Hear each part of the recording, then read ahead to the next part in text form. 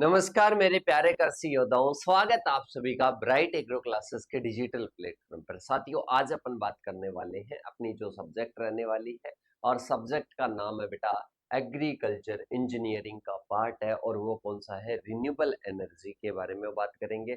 और इसके साथ में ही विभिन्न प्रकार के जो एनर्जी सोर्सेस है इनके बारे में अपन क्या करने वाले हैं, बात करने वाले हैं। देखिएगा, रिन्यूएबल एनर्जी और इसके साथ में ही दयर मैनेजमेंट, मतलब अपन इसका मैनेजमेंट कैसे कर सकते हैं, और रिन्यूएबल जो एनर्जी है वो क्या होती है, इसके बारे में अपने को पढ़ना है। और इसके साथ में इसके ओल्ड पेपर सॉल्यूशन की अपन बात करने वाले हैं।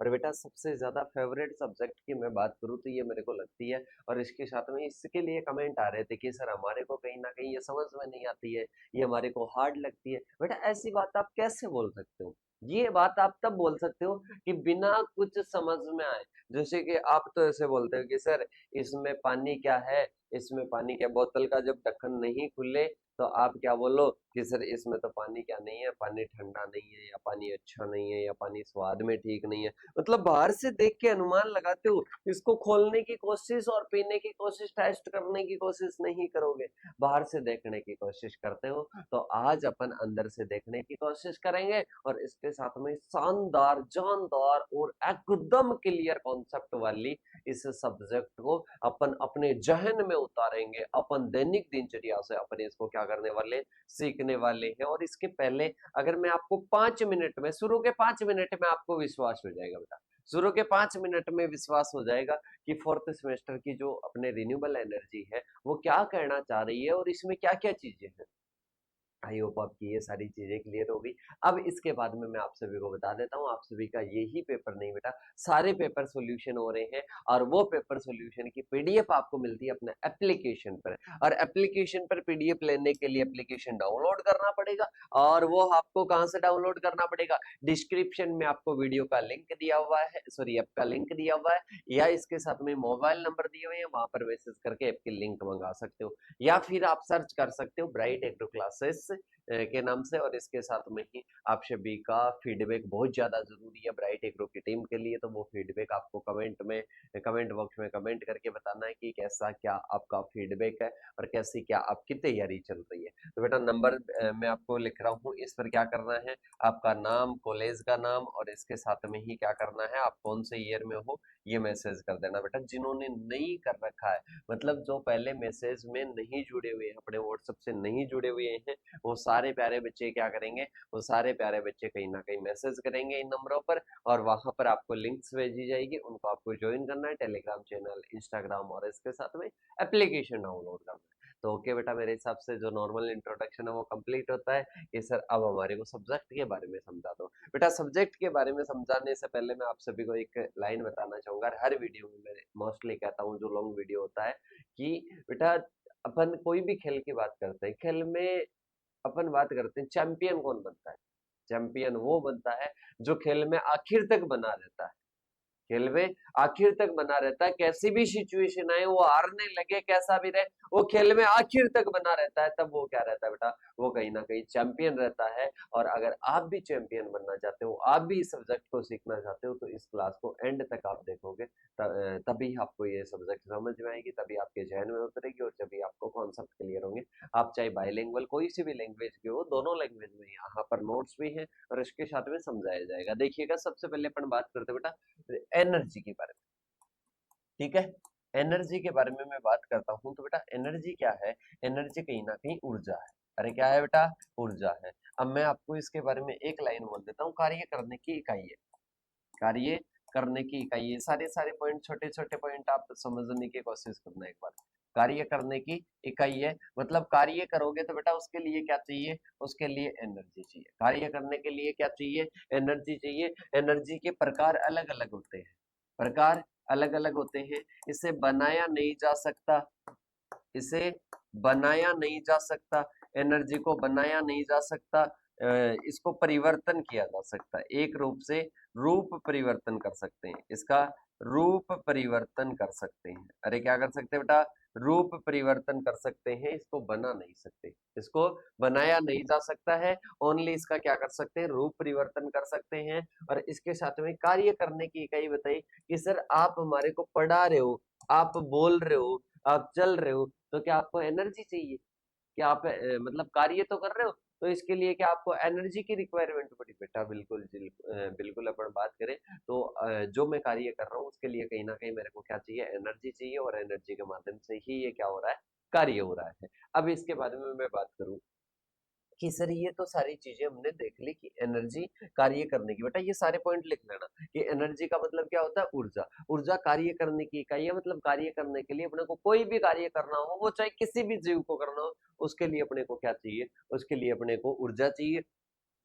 ऊर्जा का अपन बात करें, ऊर्जा के अलग अलग प्रकार होते हैं, वेरियस टाइप्स होते हैं। इसे बनाया नहीं जा सकता, इसका रूप चेंज किया जा सकता है, मतलब रूप परिवर्तन कर सकते हैं, इसको बना नहीं सकते हैं। और इसके साथ में ही अपन बात करें, कोई भी कार्य करते हैं, जैसे कोई खेती में कार्य कर रहे हो, या अपन जनरली ऐसे कोई कार्य करते हैं, तो उस कार्य को करने के लिए अपने को क्या चाहिए? एनर्जी चाहिए।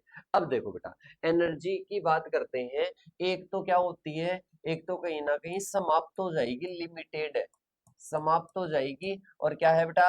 लिमिटेड है।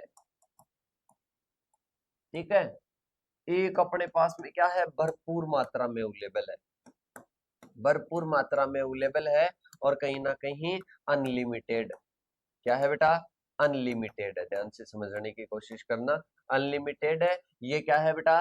लिमिटेड है। ये लिमिटेड है, ये अनलिमिटेड है। अब इसके साथ में ही इसका अपन यूज करेंगे, तो बेटा ये किसको? ये कहीं ना कहीं पर्यावरण वगैरह को भी क्या करेगा? प्रभावित करेगा।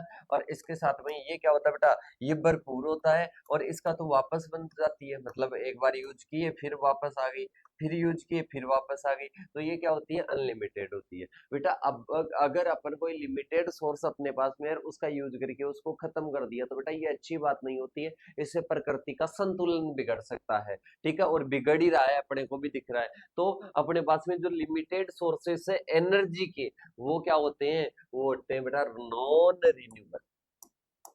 क्या होते हैं? नॉन रिन्यूएबल होते हैं,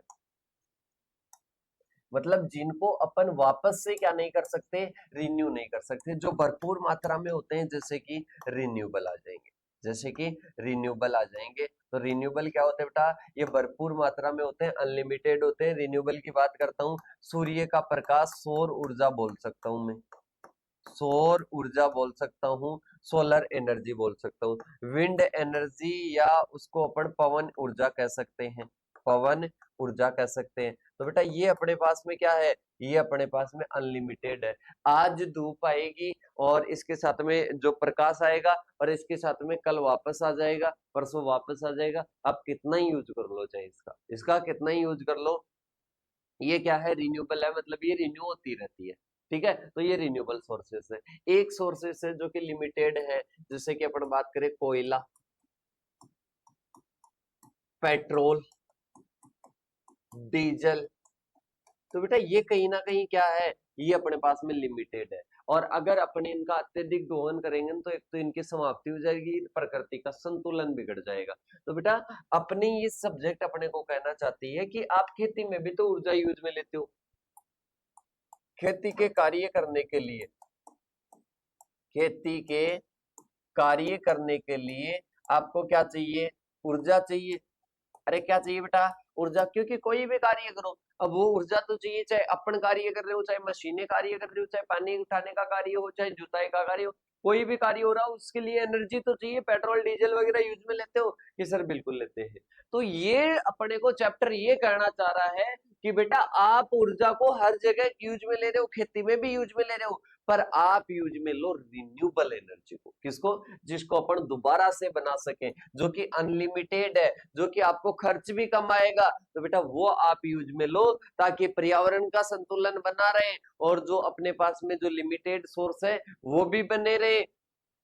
तो ये अपने क्या होता है बेटा? ये एनर्जी का चैप्टर होता है, रिन्यूएबल एनर्जी अपन इसको बोल सकते हैं। तो बेटा अब मेरे को बताओ कि इसमें कोई हार्ड है क्या? बेटा अपने को बस इतना सा करना है, अपन एनर्जी के पहले रिन्यूएबल नॉन रिन्यूएबल सोर्सेस को यूज लेते थे, कोयला डीजल वगैरह पेट्रोल वगैरह। अब अपने को जो इलेक्ट्रिक गाड़ियां होती है, उनका अपने को क्या करना है बेटा? इनका अपने को कहीं ना कहीं यूज करना है, यूटिलाइजेशन करना है। तो मेरे हिसाब से ये आपको समझ में आ गया कि एनर्जी के मेनली दो है, नॉन रिन्यूएबल, रिन्यूएबल। अब रिन्यूएबल को अपने को क्या करना है, अच्छे से समझना है पूरे चैप्टर में, और इसके आसपास की चीजें अपने को क्या करनी है, समझनी है। तो एक बार जल्दी से इसको नोट डाउन कर लो बेटा, जल्दी से नोट डाउन कर लो।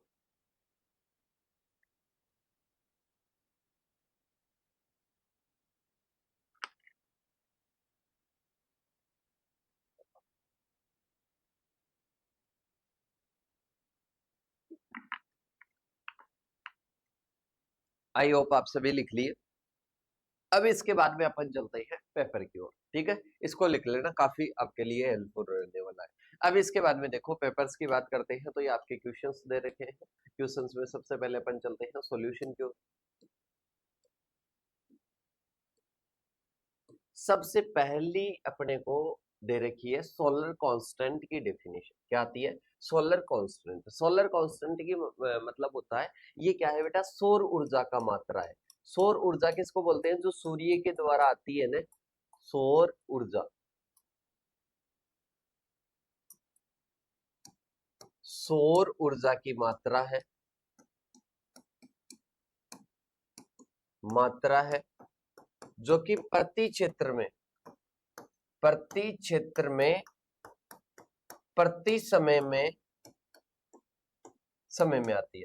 मतलब एक निश्चित क्षेत्र में निश्चित समय में कोई सौर ऊर्जा की जो मात्रा है वो धरातल पर आती है ना, उसको सोलर कांस्टेंट कहते हैं बेटा। जैसे कि मैं बात करता हूँ, ये मेरा कोई क्या है, अपनी धरातल है। अब इस धरातल पर सूर्य की ऊर्जा प्रति इकाई क्षेत्र में और इसके साथ में प्रति समय में कितनी मात्रा आ रही है, उसको सोलर कांस्टेंट कहते हैं। देखना, सौर स्थिरांक सौर ऊर्जा की मात्रा है जो कि पृथ्वी के वायुमंडल की बाहरी सीमा पर प्रति इकाई क्षेत्र में प्रति सेकंड, मतलब मैंने कहा कि क्षेत्र और टाइम, तो ये क्या हो गया, प्रति सेकंड टाइम हो गया और ये क्षेत्र हो गया। तो इसको अपन क्या कहते हैं, इसको कहीं ना कहीं सौर स्थिरांक कहते हैं। और जब पृथ्वी सूर्य से औसत दूरी पर होती है तब ये क्या होता है, सोलर कांस्टेंट होता है। क्या होता है बेटा, सोलर कांस्टेंट होता है। तो आई होप आप सभी को समझ में आ गया कि प्रति समय में और इसके साथ में प्रति क्षेत्र में जो अपने सौर ऊर्जा आती है, सौर ऊर्जा गिरती है, तो उसको अपन क्या कहते हैं, सोलर कांस्टेंट कहते हैं। और इसका मान याद रखना बेटा,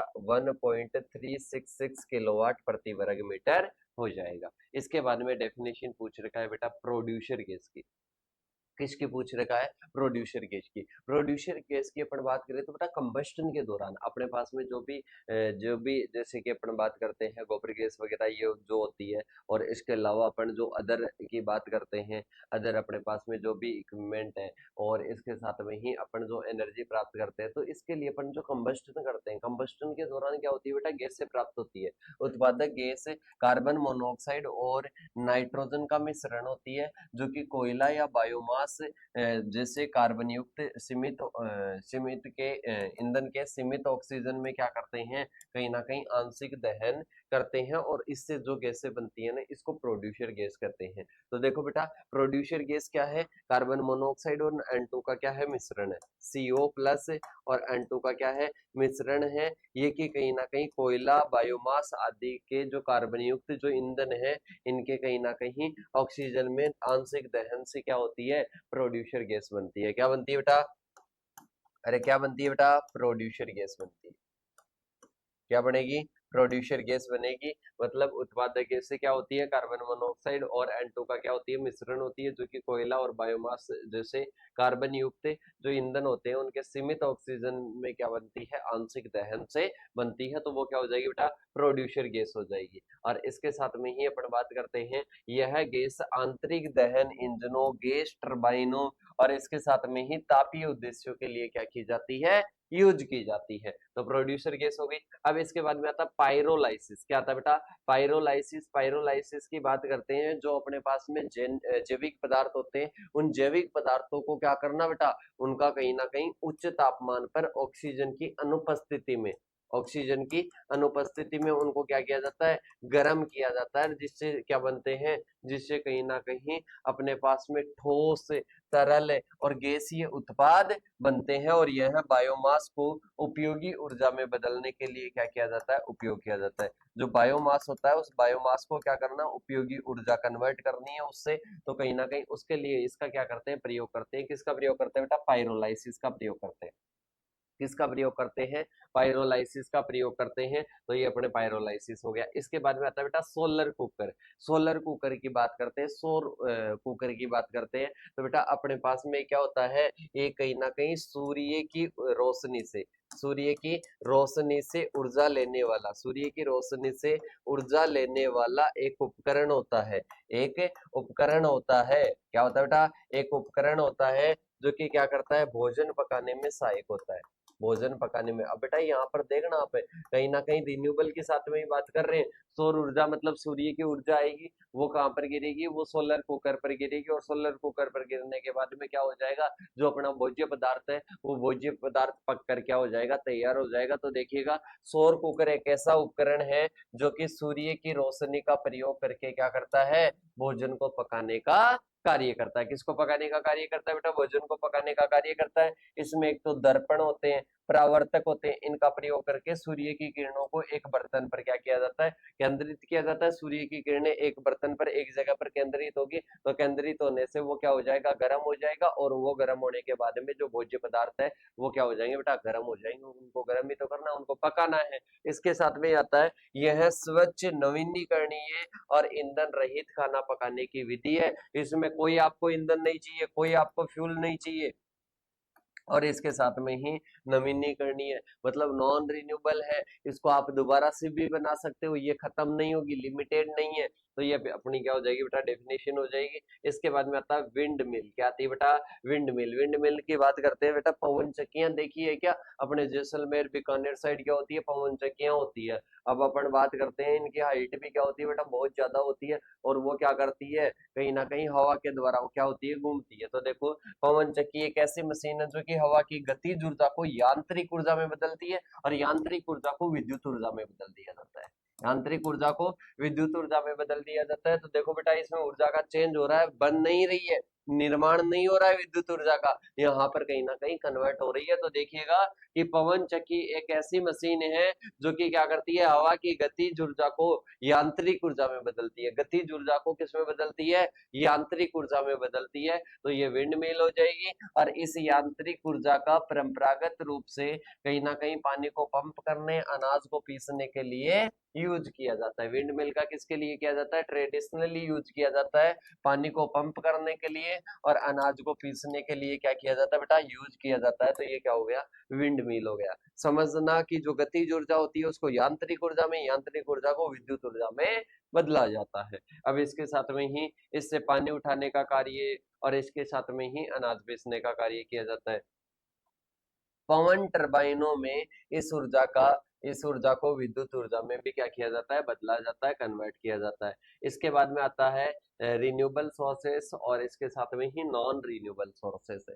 मतलब एक तो क्या हो जाएगा, रिन्यूएबल सोर्सेस मतलब जिनको अपन क्या कर सकते हैं, रिन्यू कर सकते हैं। एक नॉन रिन्यूएबल आता है जिनको अपन क्या नहीं कर सकते बेटा, रिन्यू नहीं कर सकते हैं। तो देखो ये ऐसे ऊर्जा स्रोत है जो कि समय के साथ में प्राकृतिक रूप से क्या होते हैं, फिर उत्पन्न होते हैं, प्राकृतिक रूप से क्या होते हैं, फिर उत्पन्न होते हैं। तो इनको रिन्यूएबल एनर्जी सोर्सेस कहते हैं। और नॉन रिन्यूएबल की बात करते हैं तो ये क्या होते हैं, दोबारा उत्पन्न नहीं हो सकते। कोयला, डीजल, इनको तो आप दोबारा बना सकते हो क्या, नहीं बना सकते। सूर्य की ऊर्जा आज भी आएगी तो भाई साहब आएगी, कल भी आएगी, परसों भी आएगी। एक दिन बीच में अगर कोई अपन बात करें तो कभी कभी कम आती है, कभी ज्यादा आती है, पर आती जरूर है। ऐसे तो नहीं है समाप्त हो गई इस वजह से वो नहीं आएगी, ऐसा तो नहीं होगा बेटा। तो ये अपने क्या हो जाएगा, ये रिन्यूएबल, नॉन रिन्यूएबल। रिन्यूएबल की मतलब है उसको अपन क्या कर सकते हैं, उसको अपन रिन्यू कर सकते हैं। नॉन रिन्यूएबल का मतलब है उसको दोबारा नहीं बना सकते हैं,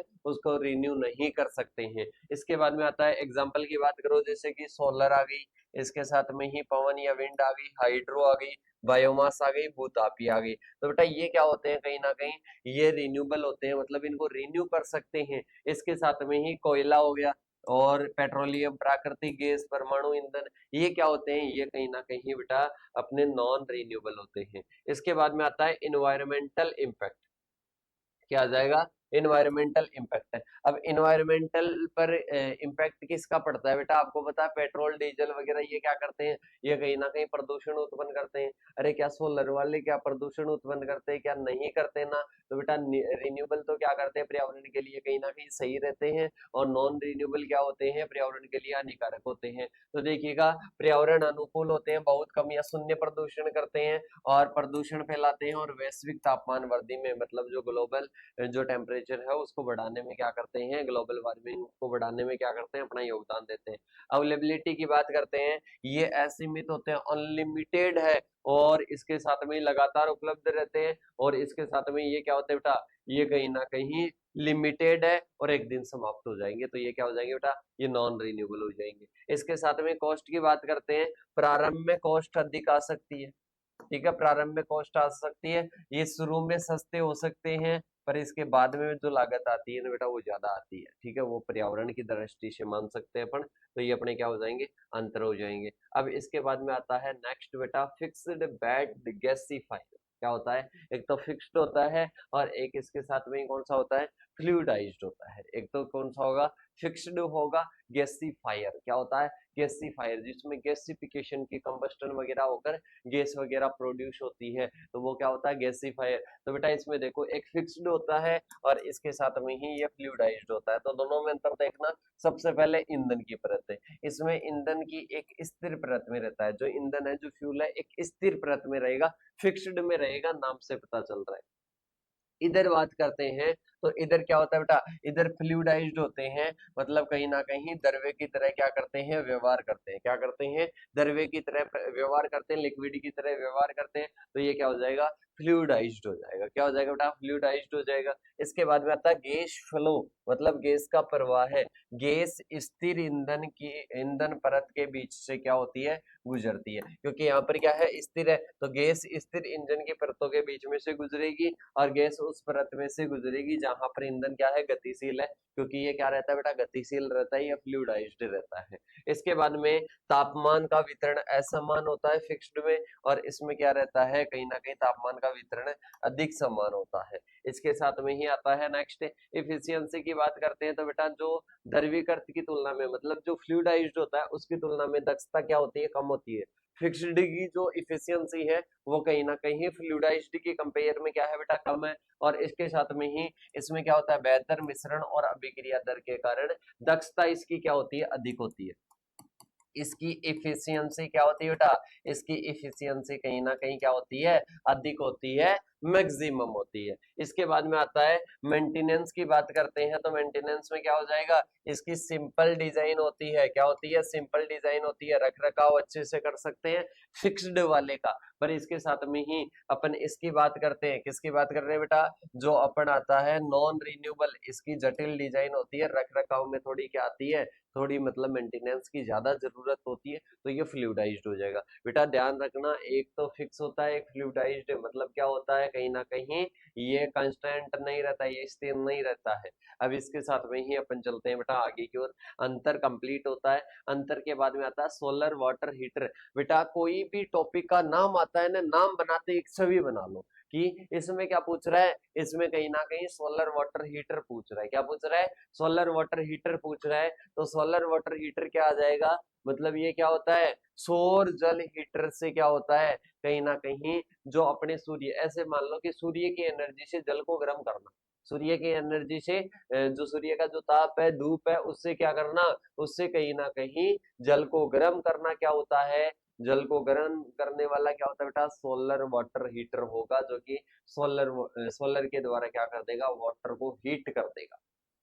देखो इसमें क्या होता है, सौर जल हीटर एक ऐसा उपकरण है जो कि सौर ऊर्जा का प्रयोग करके घरेलू, औद्योगिक और संस्थागत उपयोग के लिए पानी को गर्म करता है। अपन घर की बात कर सकते हैं, उद्योगों में बात कर सकते हैं, कहीं पर भी अगर पानी को गर्म करना है और सौर ऊर्जा का प्रयोग करके कर रहे हैं ना, तो बेटा ये क्या है, सोलर वाटर हीटर है, और यह सूर्य की विकिरणों का प्रयोग करता है। ये कहीं ना कहीं गर्मी के लिए, हीट के लिए किसका प्रयोग करता है बेटा, ये कहीं ना कहीं हीट के लिए प्रयोग करता है, तापीय ऊर्जा में बदलने बदलने के सिद्धांत पर कार्य करता है और जिसे जल में स्थानांतरित कर दिया जाता है। मतलब पहले तो क्या होता है, ये सूर्य की विकिरण को तापीय ऊर्जा में बदलेगा, सूर्य की विकिरण को तापीय ऊर्जा में बदलेगा और तापीय ऊर्जा में बदलने के बाद में क्या होता है, उस तापीय ऊर्जा को जल में स्थानांतरित कर देगा। किस में कर देगा? जल में स्थानांतरित। तो इसमें सबसे पहला एक फीचर होता है सोलर वाटर हीटर में कि जो सूर्य की ऊर्जा आ रही है ना, उसको कहीं ना कहीं तापीय ऊर्जा में बदलेगा और तापीय ऊर्जा में बदलने के बाद में उसको जल में स्थानांतरित कर देगा। अब बेटा तापीय ऊर्जा क्या होती है? कहीं ना कहीं गर्म, कहीं ना कहीं गर्म। तो गर्म करने वाले को क्या किया जाता है कि सर गर्म करने वाले को कहीं ना कहीं अपन जो है उसको ट्रांसफर कर देते हैं, ट्रांसफर कर देते हैं तो जो जल है वो क्या हो जाता है? गर्म हो जाता है। इसके बाद में देखो, एक सामान्य सौर जल तापन जो प्रणाली होती है, सोलर वाटर, जो सोलर वाटर हीटर होता है उसकी अपन बात करते हैं तो उसमें मुख्य घटक क्या क्या होते हैं? बेटा सबसे पहले तो आप मेरे को एक चीज बताइएगा, एक चीज बताइएगा कि सोलर ऊर्जा है, अपना सौर कुकर यहाँ पर है, ये सौर कुकर है और इसके साथ में जो जो अपने बात करें तो धूप है, धूप अपने सूर्य के पास में है और वो आ रही है। अब इसके साथ में इसमें जैसे कि मैं ये वाली परत है, ये वाली परत क्या करती है कि सर ये वाली जो परत है ना, ये कहीं ना कहीं जो सोलर एनर्जी की जो रेडिएशन होती है ना, और रेडिएशन को कलेक्ट करता है। पहले लाकर कलेक्ट करेगा तो भाई साहब सबसे पहला क्या हो जाएगा? सबसे पहला हो जाएगा कि सोलर कलेक्टर एक समतल प्लेट या निर्वात ट्यूब की तरह होती है जो कि सौर विकिरण को क्या करेगी? अरे अवशोषित करेगी। क्या करेगी? ये वाली परत अवशोषित करेगी। तो पहले क्या हो जाती है? सोलर कलेक्टर हो जाएगा। फिर स्टोरेज टैंक, मतलब एक स्टोरेज टैंक होगा, अंदर की ओर क्या भरा है बेटा? अंदर की ओर क्या भरा है कि सर पानी भरा है, कि क्या भरा है? पानी भरा है। तो ये क्या होगा? स्टोरेज टैंक होगा। यह गर्म पानी को संग्रहित करता है, सामान्यतः अच्छे इंसुलेट करता है ताकि ताप की हानि ना हो। इसके बाद में आता है पाइपिंग सिस्टम। क्या आता है? पाइपिंग सिस्टम जल को संग्रह है टंकी और कलेक्टर के बीच में प्रवाहित करता है। किसके बीच में? संग्रह टंकी और कलेक्टर के बीच में प्रवाहित करता है। बेटा ध्यान से देखना, ये जल भरा हुआ है और इसके साथ में ये क्या है? अरे ये क्या है? Solar collector. अब इसके बीच में इसको क्या करेंगे? प्रवाहित करेंगे। इसके बीच में प्रवाहित करेंगे तो ये इसके टच में आकर बेटा क्या कर देगी? इस पानी को गर्म कर देगी। पानी को क्या कर देगी? गर्म कर देगी। तो देखिए ना, दूसरा क्या आता है बेटा? पाइपिंग सिस्टम आता है जो कि पानी को प्रवाहित करने के काम में आता है। फिर आता है इंसुलेशन मटेरियल। क्या आता है? इंसुलेशन मटेरियल आता है। यह जल को संग्रहित करते समय और स्थानांतरित करते समय ताप की हानि को क्या करता है? कम करता है। ताप की हानि को क्या करता है बेटा? ताप की हानि को कम करता है। ताप की हानि को क्या करता है कि कम करता है। तो इंसुलेशन सिस्टम होता है, क्योंकि ताप की हानि होगी तो भाई साहब पानी गर्म नहीं होगा, तो इसके लिए ताप की हानि कम करने के लिए इंसुलेशन सिस्टम का प्रयोग करते हैं। तो मेरे हिसाब से इसके सारे समझ में आ गए। अरे बेटा है ही क्या इसमें? सबसे पहले तो ऊपर सोलर कलेक्टर हो जाएगा, एक पानी का टैंक हो जाएगा, बीच में पाइपिंग सिस्टम हो जाएगा, एक इंसुलेशन सिस्टम हो जाएगा जो कि ताप की हानि को क्या नहीं कर सके? ताप की हानि को कहीं ना कहीं नुकसान न होने दे। अरे तो बेटा इसमें अगर आप रटने की कोशिश करोगे, ये समझ में नहीं आ रहा है तो फिर जन्म क्यों लिया है? बताओ बेटा। वो बोलते हैं ना कि अपने साथियों को बोलते होंगे आप कहीं ना कहीं कि कोई बर्थडे के पार्टी के लिए बोलते हैं और फिर वो बर्थडे की पार्टी नहीं देता है तो कि तुमने जन्म ही क्यों लिया था। ठीक है, तो मैं आपको बोल रहा हूँ कि आपको अगर ये समझ में नहीं आया कि कैसे पानी गर्म होता है सूर्य की ऊर्जा से, तो फिर आपने जन्म ही क्यों लिया था। मेरे हिसाब से समझ में आ गया होगा। ओके, अब अपन चलते हैं आगे की ओर कि ये वर्किंग कॉन्सेप्ट क्या होता है। वर्किंग कॉन्सेप्ट की बात करते हैं, ये किस प्रकार से कार्य करता है, किस प्रकार से ये कार्य करता है, इसका वर्किंग प्रिंसिपल क्या है। तो देखिएगा, सबसे पहले आता है ठंडा पानी पाइपों के माध्यम से सोलर कलेक्टर में क्या करेगा? प्रवेश करेगा, जहां पर सूर्य की ऊर्जा से वो क्या होता है? सोलर कलेक्टर गर्म हो जाता है और गर्म पानी को टंकी में संग्रहित किया जाता है और इसे दिन भर क्या किया जाता है? प्रयोग किया जाता है। तो बेटा ये इसका क्या होता है? वर्किंग प्रिंसिपल होता है। अरे क्या होता है? वर्किंग प्रिंसिपल होता है। किसी को बताना मत कि आपको इतने अच्छे से समझ में आ गया। ठीक है, अब इसके बाद में आता है विंड मिल। विंड मिल की बात करता हूँ, पवन चक्की। पवन चक्की क्या होती है बेटा? आपको एक बार समझाने की कोशिश करूंगा मैं, है बेटा, आपको थोड़ा सा समझाने की। बेटा अपने पास में रिसोर्सेस है तो रिसोर्सेस का क्यों ना अपन प्रयोग करें। हम्म, विंड मिल। ठीक है, ये विंड मिल आ जाएगी और इसको आप देखो बेटा, ये दिख रहा है क्या आपको? अरे बेटा, अरे दिख रहा है क्या आपको? अरे दिख रहा है क्या? अरे ये बीकानेर साइड में, इनमें जैसलमेर साइड में, इनमें होता है क्या ये? अरे और देख लो ना बेटा, दिख गया? ओके। तो ये क्या होती है? विंड मिल होती है। मेरे हिसाब से छवि तो आपके माइंड में पहले भी होगी, पर पूरा नहीं पता होगा आपको। ठीक है, तो इसमें क्या होता है, ये विंड मिल हो जाएगी। विंड मिल के बाद में एक और चीज पढ़ लेंगे बेटा अपन। एक और चीज पढ़ ले, क्या बताओ जल्दी से। अभी अपन ने क्या पढ़ा था? Solar water heater.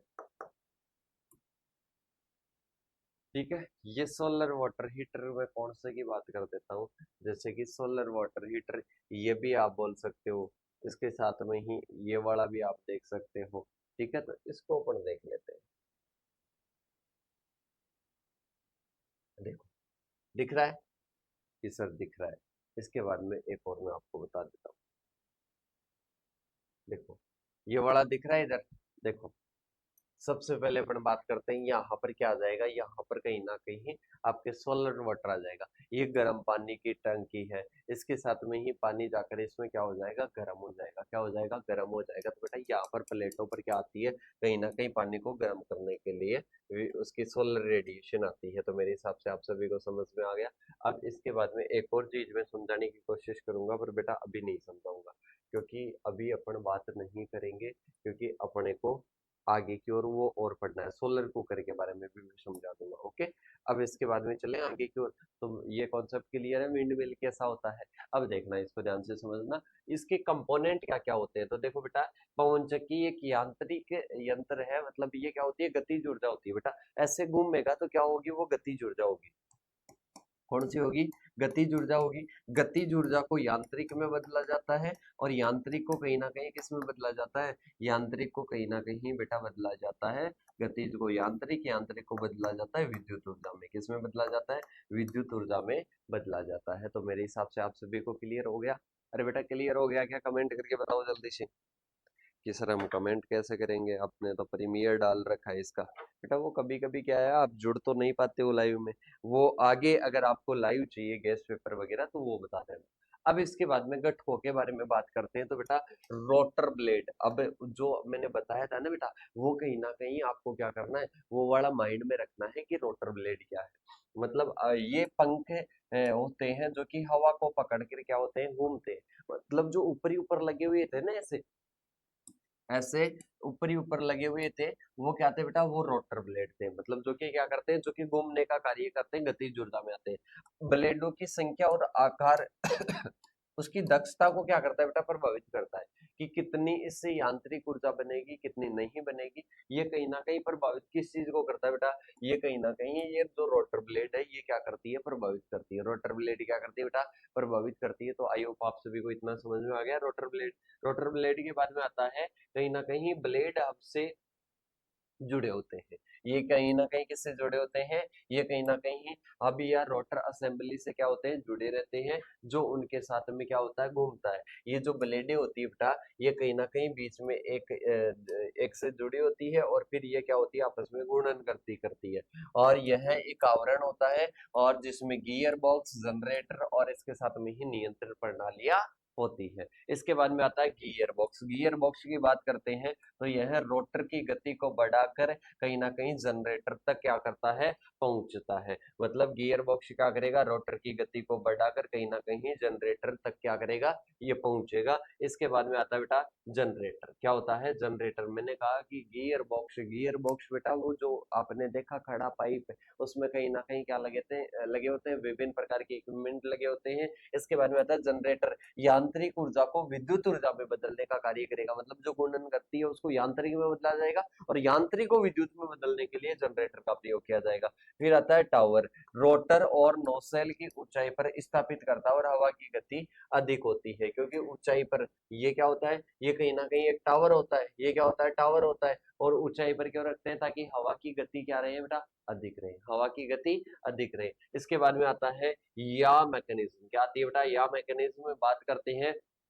तो यह रोटर को क्या करती है, स्वचालित रूप से कहीं ना कहीं हवा की दिशा में घुमाने में क्या करती है, मदद करती है। हवा की दिशा में घुमाने में क्या करती है, मदद करती है। मतलब अगर अपन बात करते हैं तो हवा की दिशा में घुमाने के लिए कौन सी या मैकेनिज्म अपने को रोटर को स्वचालित रूप से घुमाने में क्या करता है, मदद करता है। फिर आता है कंट्रोलर एंड ब्रेक्स।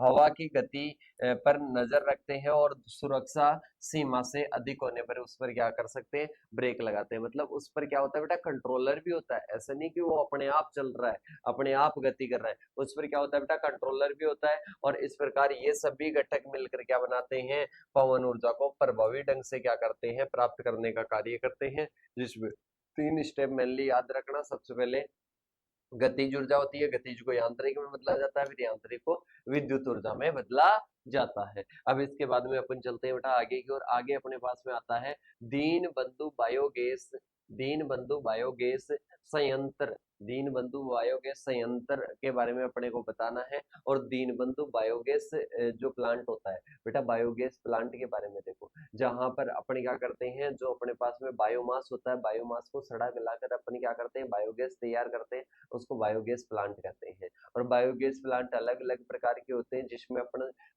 विभिन्न प्रकार के देखते हैं। इसमें सबसे पहले है दीनबंधु। दीनबंधु का नाम आप एक बार देखो, दीन बंधु, दीन मतलब गरीब व्यक्ति और उसका बंधु मतलब भाई। ये सस्ता है बेटा, एक तो ये से समझ लो कि ये क्या है, सस्ता है। तो देखो इसके बारे में, दीनबंधु बायोगैस जो संयंत्र है वो एक फिक्स्ड डोम टाइप का होता है। और 1984 में भारत में एक्शन फॉर फूड प्रोडक्शन द्वारा विकसित किया गया था। यह है पूर्व के जो फ्लोटिंग ड्रम है उनकी तुलना में अधिक किफायती और क्या है, प्रभावी है। मतलब किफायती की बात करें तो ये क्या है बेटा, सस्ता है। क्या है, सस्ता है। मतलब दीनबंधु की बात करें तो मैंने कह दिया गरीब का भाई, गरीब का भाई रहेगा तो बेटा क्या रहेगा, सस्ता रहेगा। इसका डिजाइन जैविक पदार्थ जैसे कि गोबर की, ऑक्सीजन की अनुपस्थिति में होने वाले जो अवायवीय जो विघटन होते हैं, एनारोबिक जो डाइजेशन होते हैं, इसके सिद्धांत पर क्या होता है, कहीं ना कहीं ये बना होता है। अब देखो इसमें सबसे पहले अपन बात करते हैं दीनबंधु जो बायोगैस जो संयंत्र होता है उसमें क्या क्या चीजें होती है। सबसे पहले होता है इनटेक, मतलब इनलेट टैंक। इनलेट टैंक की बात करते हैं, जो गोबर वगैरह है, जो अपने पास में क्या है, बायोमास वगैरह है, उसको क्या करेंगे, पहले टैंक में डालेंगे। मतलब गोबर को क्या कर दिया, टैंक में डालेंगे। तो पहले क्या होता है, इनलेट टैंक होता है।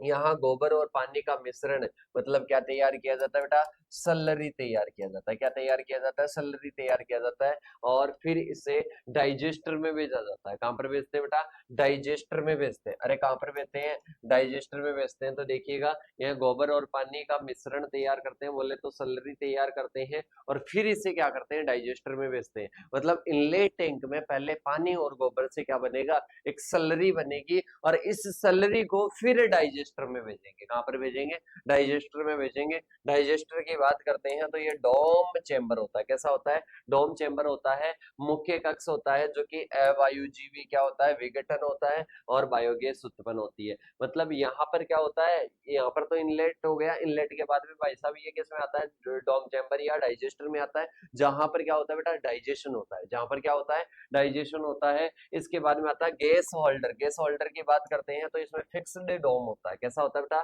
फिक्स्ड डोम होता है। यह ईंट और सीमेंट से बना स्तर गुंबद होता है। कैसा होता है, स्तर गुंबद होता है। और कहीं ना कहीं उत्पन्न गैस को दबाव में क्या करता है, संग्रहित करता है। क्या करता है बेटा, दबाव में क्या करता है, संग्रहित करता है। तो ये क्या हो जाएगा, गैस होल्डर आ जाएगा।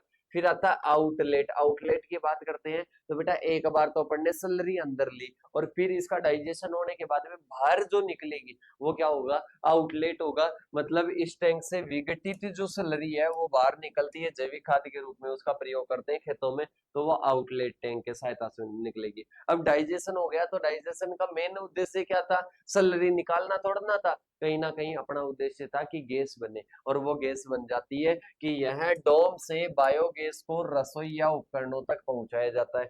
बहुत सारे आपने देखे होंगे बेटा बायोगैस के प्लांट, जो कि क्या होते हैं, अपने सीधी एक पाइप लगी होती है, और वो पाइप कहीं ना कहीं सीधी कहाँ तक जाती है, सीधी अपने रसोई तक जाती है। कहाँ तक जाती है, रसोई तक जाती है। तो वो ये वाला ही है दीनबंधु। ठीक है, और इसकी संरचना तो अलग अलग हो सकती है, पर दीनबंधु होता है मेनली। ठीक है, सस्ते की बात करते हैं तो ये 5 है, गैस पाइप आ जाएगा, आउटलेट टैंक आ जाएगा, गैस होल्डर आ जाएगा, डाइजेस्टर पहले इनलेट में अंदर आएगा, डाइजेस्टर में उसका डाइजेशन होगा। गैस होल्डर में बात करते हैं तो इसमें क्या होता है, गैस का दबाव क्या होता है, गैस को दबाव में संग्रहित करता है, मतलब गैस को क्या करेगा, संग्रहित करेगा, आउटलेट हो जाएगा और इसके साथ में गैस पाइप हो जाएगा। तो बेटा सबसे पहले तो क्या होगा, अंदर की ओर आएगा, गोबर वगैरह क्या होगा, सलरी, गोबर प्लस पानी क्या आएगा, अंदर की ओर आएगा। फिर क्या होता है कि सर गोबर और पानी अंदर की ओर आएगा तो डाइजेशन होगा, क्या होगा, डाइजेशन होगा। डाइजेशन होने के बाद में क्या होगा बेटा, डाइजेशन होने के बाद में गैस होल्डर होगा जो कि गैस को स्टोर करके रखेगा। फिर इसके बाद में अगर अपन बात करते हैं तो गैस को स्टोर करने के बाद में ये क्या होता है, ये कहीं ना कहीं अपने पास में आउटलेट होता है जिसमें सलरी जो विघटित हो गई वो बाहर निकलेगी। एक गैस पाइप होता है जिसकी सहायता से क्या किया जाता है, जो गैस है उसको क्या कर दिया जाता है, बाहर निकाल दिया जाता है। तो ये अपने क्या हो जाएगा बेटा, ये कहीं ना कहीं अपने दीन बंधु हो जाएगा। दीन बंधु के ऑब्जेक्टिव्स की बात करते हैं तो सबसे पहला होता है cost effective and useless construction material, मतलब कम लागत वाला और निर्माण की जो सामग्री की आवश्यकता है वो कहीं ना कहीं क्या होती है, कम होती है। इसकी स्थिर संरचना के कारण रख रखाव की आवश्यकता भी क्या होती है, कम होती है। और उप उत्पाद सलरी को अपन पोषक तत्वों से भरपूर होती है, तो अपन खेत में क्या लेते हैं, जैविक खाद के रूप में अपन क्या ले सकते हैं, इस सलरी का प्रयोग ले सकते हैं। तो मेरे हिसाब से क्लियर हो गया। अब इसके बाद में आता है what is the solar distillation.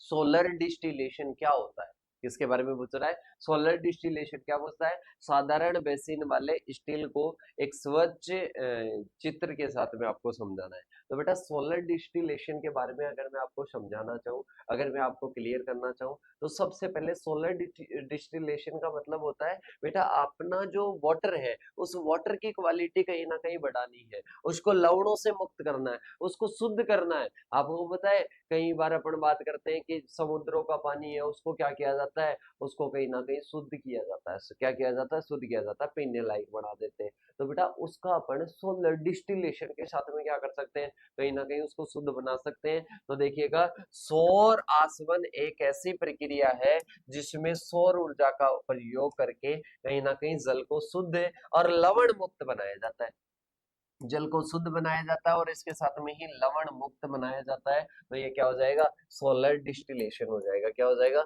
Solar distillation हो जाएगा। कि सोलर डिस्टिलेशन एक ऐसी प्रोसेस है जिसमें सौर ऊर्जा का प्रयोग है, अरे बेटा नाम के आगे सोलर जुड़ गया तो सौर ऊर्जा आएगी, तो सौर ऊर्जा का प्रयोग करके जल को शुद्ध बना देते हैं या लवण मुक्त बना देंगे। Solar distillation is a process of make water pure and saline free, मतलब जो सैलिनिटी फ्री लवणों से क्या होता है, मुक्त इसको बनाता है। और इसके साथ में यूज बाय, किसका यूज करके, सोलर एनर्जी का यूज करके। तो ये अपने क्या होती है बेटा, ये कहीं ना कहीं अपने सोलर डिस्टिलेशन होता है। इसका उपयोग ज्यादातर दूर दराज क्षेत्रों में, तटीय क्षेत्रों में जहां पर पीने का पानी आसानी से शुद्ध अवेलेबल नहीं होता है, वहां पर इस सोलर डिस्टिलेशन का क्या करते हैं, प्रयोग करते हैं। कि जहां पर अब पानी अवेलेबल नहीं हो रहा है पीने का, तो वहां पर क्या करते हैं, शुद्ध पानी नहीं है, तो वहां पर कहीं ना कहीं सोलर डिस्टिलेशन का क्या करते हैं बेटा, प्रयोग करते हैं।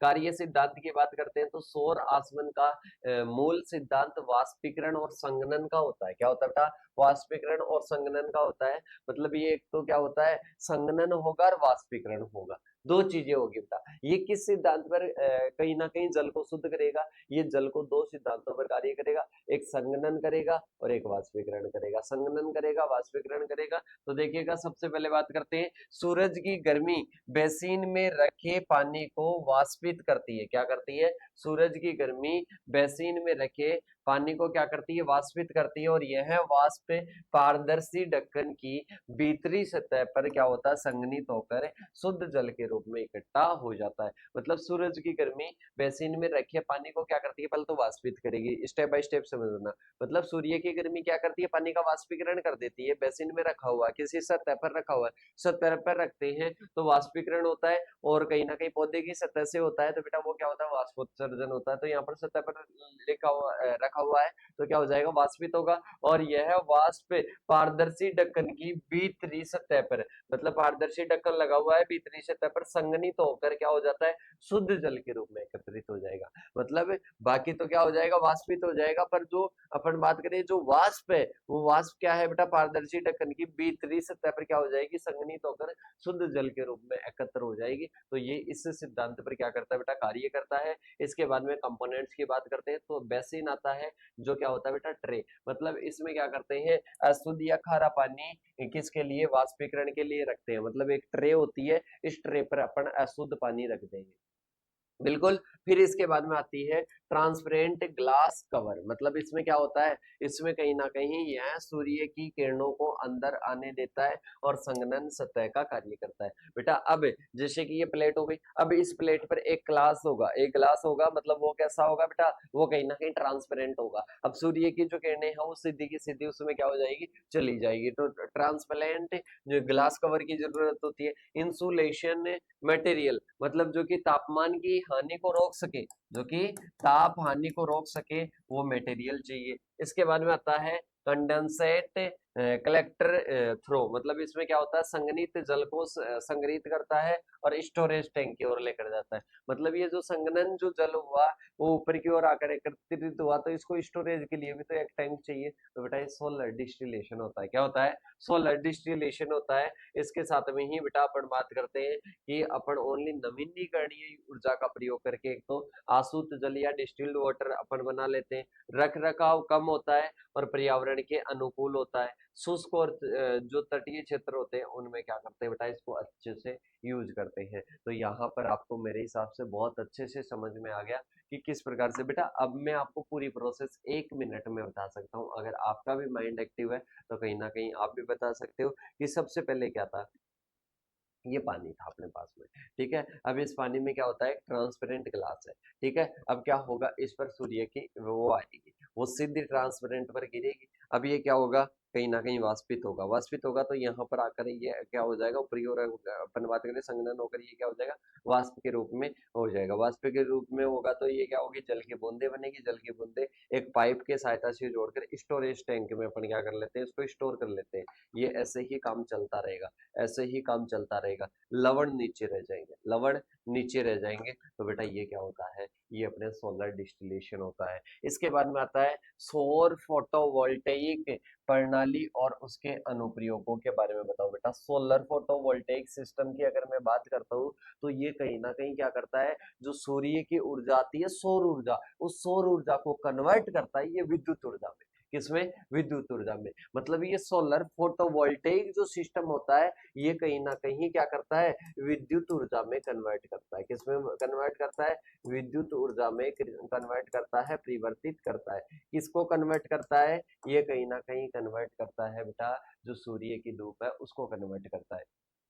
तो देखिएगा सबसे पहले सौर फोटोवोल्टेइक जो पीवी प्रणाली है वो एक ऐसी तकनीक है जो कि सौर कोशिकाओं, सोलर सेल्स की सहायता से सूर्य की जो रोशनी है उसको सीधे विद्युत ऊर्जा में क्या करती है, परिवर्तित करती है। और ये कोशिकाएं कहीं ना कहीं सिलिकॉन और अर्धचालक पदार्थों की बनी होती है। तो बेटा सीधा सा समझ में आ गया। मतलब ये एक प्रकार का क्या है बेटा, एक प्रकार की प्रणाली है। और इसमें क्या होता है, सोलर सेल्स होती है और सोलर सेल क्या करते हैं, सोलर सेल कहीं ना कहीं इसकी सहायता से सूर्य की जो ऊर्जा है उसको सीधे विद्युत ऊर्जा में परिवर्तित करेंगे। और ये जो सोलर सेल होती है ना, ये कहीं ना कहीं सिलिकॉन और सेमीकंडक्टर की क्या होती है, बनी होती है। तो बेटा दो चीजें याद रखना, एक तो सोलर सेल याद रखना, सोलर सेल सेमीकंडक्टर और किसकी बनी होती है, कहीं ना कहीं सिलिकॉन की बनी होती है। और इसके साथ में ही इन पर जैसे ही आकर सोलर सेल्स पर जैसे ही आकर जो सोलर रेडिएशन गिरेगी तो इसको कन्वर्ट कर दिया जाएगा, किसमें कन्वर्ट कर दिया जाएगा बेटा, विद्युत ऊर्जा में बदल दिया जाएगा।